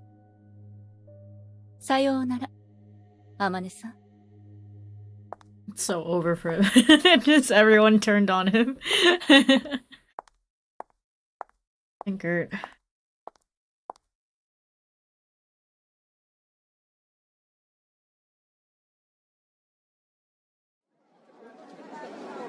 It was crazy to think that September 1st was like autumn. People were walking around town are sweaty and carrying their expensive suit jackets instead of wearing them. According to the newspaper that someone left on the train, it's supposed to be over 30 degrees outside today. 平日なのに人が多いのね。Yay! 日陰でもすごく暑いのに、どうしてみんな外に出たがるのかしら。出たがっているわけじゃなくて仕事だと思いますよ。ああ、そういうこと。それは大変ね。Squinting as I looked up towards the bright beaming sun, I could see people turning their heads left and right to look at her. One person, 2, 3, 4. Really truly escaped from that house. From now on, we'll never be alone again. 仕方ないわね。認めるわ。え？9月はまだ秋じゃない。夏よ。真夏。でしょ。だから私のいる秋はもう少し先です。楽しみですか？いちここそどうなの？私のいる秋は楽しみ？ Aria. Oh, over at me, awaiting my answer. Her eyes were shaking a little. She was feeling anxious. I was sure that if I could see my own eyes, they would be doing the exact same thing. But still, I'm happy for it. We both felt the same. We were sharing feelings and emotions that only the two of us could understand. 楽しみです。すごく。そう。私もよ。すごく楽しみ。Took her hand and looked around at the town in front of us, bustling with people. デパートのカフェに入りましょうか。少し涼ませてもらいましょう。そうね。それからお買い物。それはダメです。お金は慎重に使わなきゃ。少しくらいいいじゃない。あなたが思っている以上に私たちはお金持ちよ。それどういう意味ですか？トランクの底を見て。入れっぱなしだったハンカチの間。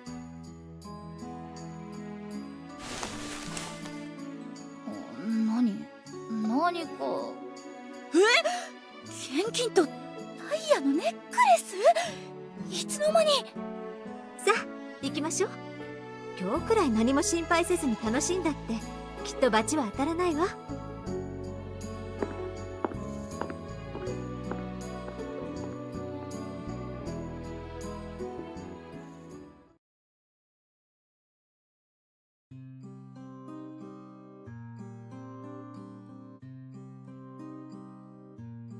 Oh my god, he's gonna show them growing old together.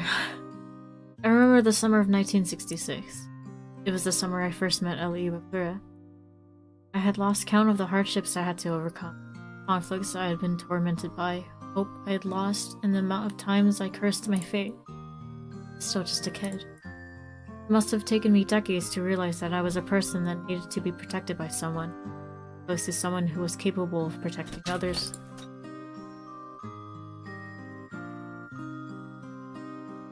She was still just a kid, too. The more I tried to catch up with my age, the more I realized how powerless I really was. And yet, I was always trying desperately to be a proper adult.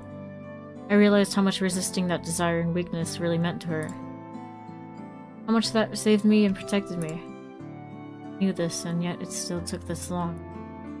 Every time someone pushed me away, or turned their back on me, I would just bawl my eyes out and desperately grab for their hand as they walked away. Even though I was now in my 20s, I still had quite a lot to learn. 20s? Why does she look so old here?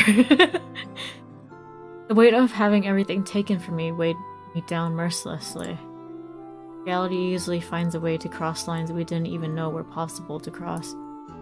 I felt like that house was the afterimage created by that man's dream. They were just dolls to be played with. All of the pain and suffering we experienced there was very real. Yet, for not even a month of our cold, mundane life together, I began to feel like it was all made up. Yet, it didn't run away. No matter what choices we were faced with, in the end, we would always choose to live.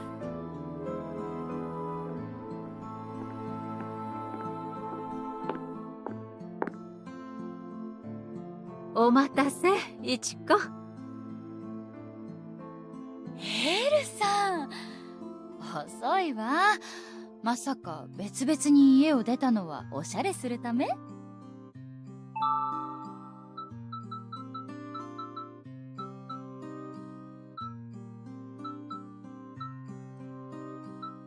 20s? Why do they sound like they're in like 30s or 40s? They look and sound like they're like significantly older. ええ、だってデートだもの。素敵でしょ、このブラウス。どうかしら、似合ってる？ She's giving like 40s. とっても素敵。美人がより際立つわ。ありがとう。もうすぐ秋限定カラーも出るそうよ。確かエバーグリーンとボルドー。知ってるわ。私がデザインしたんだもの。あら、そうなの？びっくり。あなた、このブランドのデザイナーさん？ This is the present in which we now live. It takes a very long time to realize that something you thought was the wrong choice was actually the right one, or that some failure you regret was actually the start of a major achievement. Of course, the opposite can sometimes be true too. That's why the only thing you can do is believe in the choices you make. Be glad you made them and forge a path ahead for yourself. All you can do is just believe.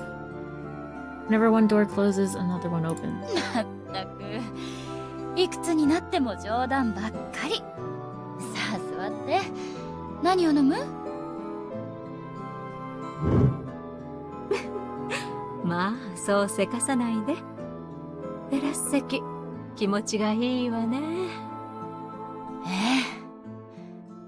見て。ピンクのサルスベリ。あら、満開。とっても綺麗ね。Now I know the names of these flowers that I didn't know back then. I know all of the secrets, lies, and truths that I didn't know back then. I gave up so many times, I thought everything was over so many. But no matter how many times I give up, I know I won't drown, even if I walked into the ocean during the dead of winter. No matter how many different choices I could have made that summer, I still think they would have led to being right where I am. Because I know that when my destiny was written, iwakura was there. Maybe I was just being a little arrogant, knowing that hindsight is always 20/20.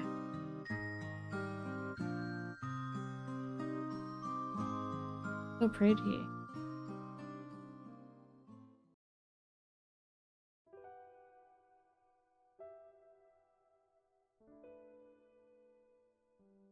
Yummy!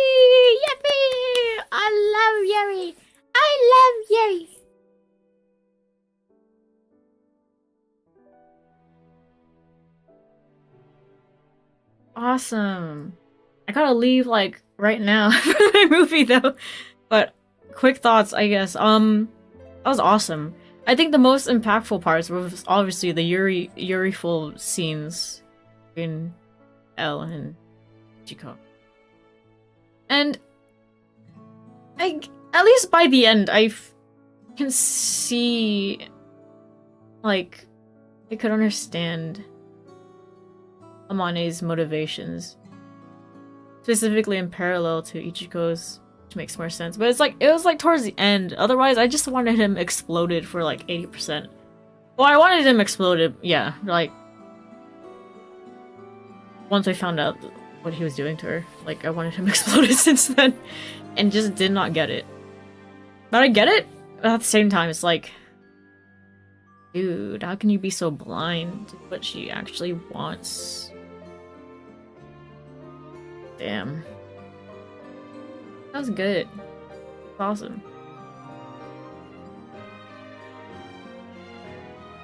I would give it like a 7 out of 10. It was good. I think a lot of things like Yuri moments were Yuri-ful, but otherwise, like, I don't know, the overarching story was like bleh. I think it wrapped up nicely though. Its ending.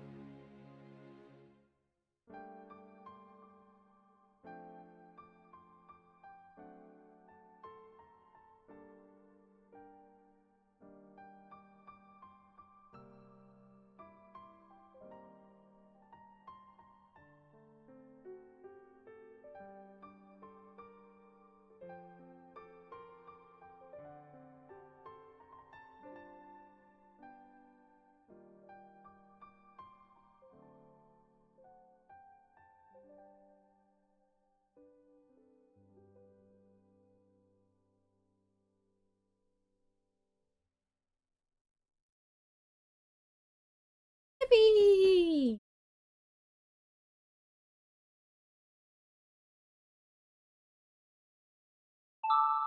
And further story unlocked.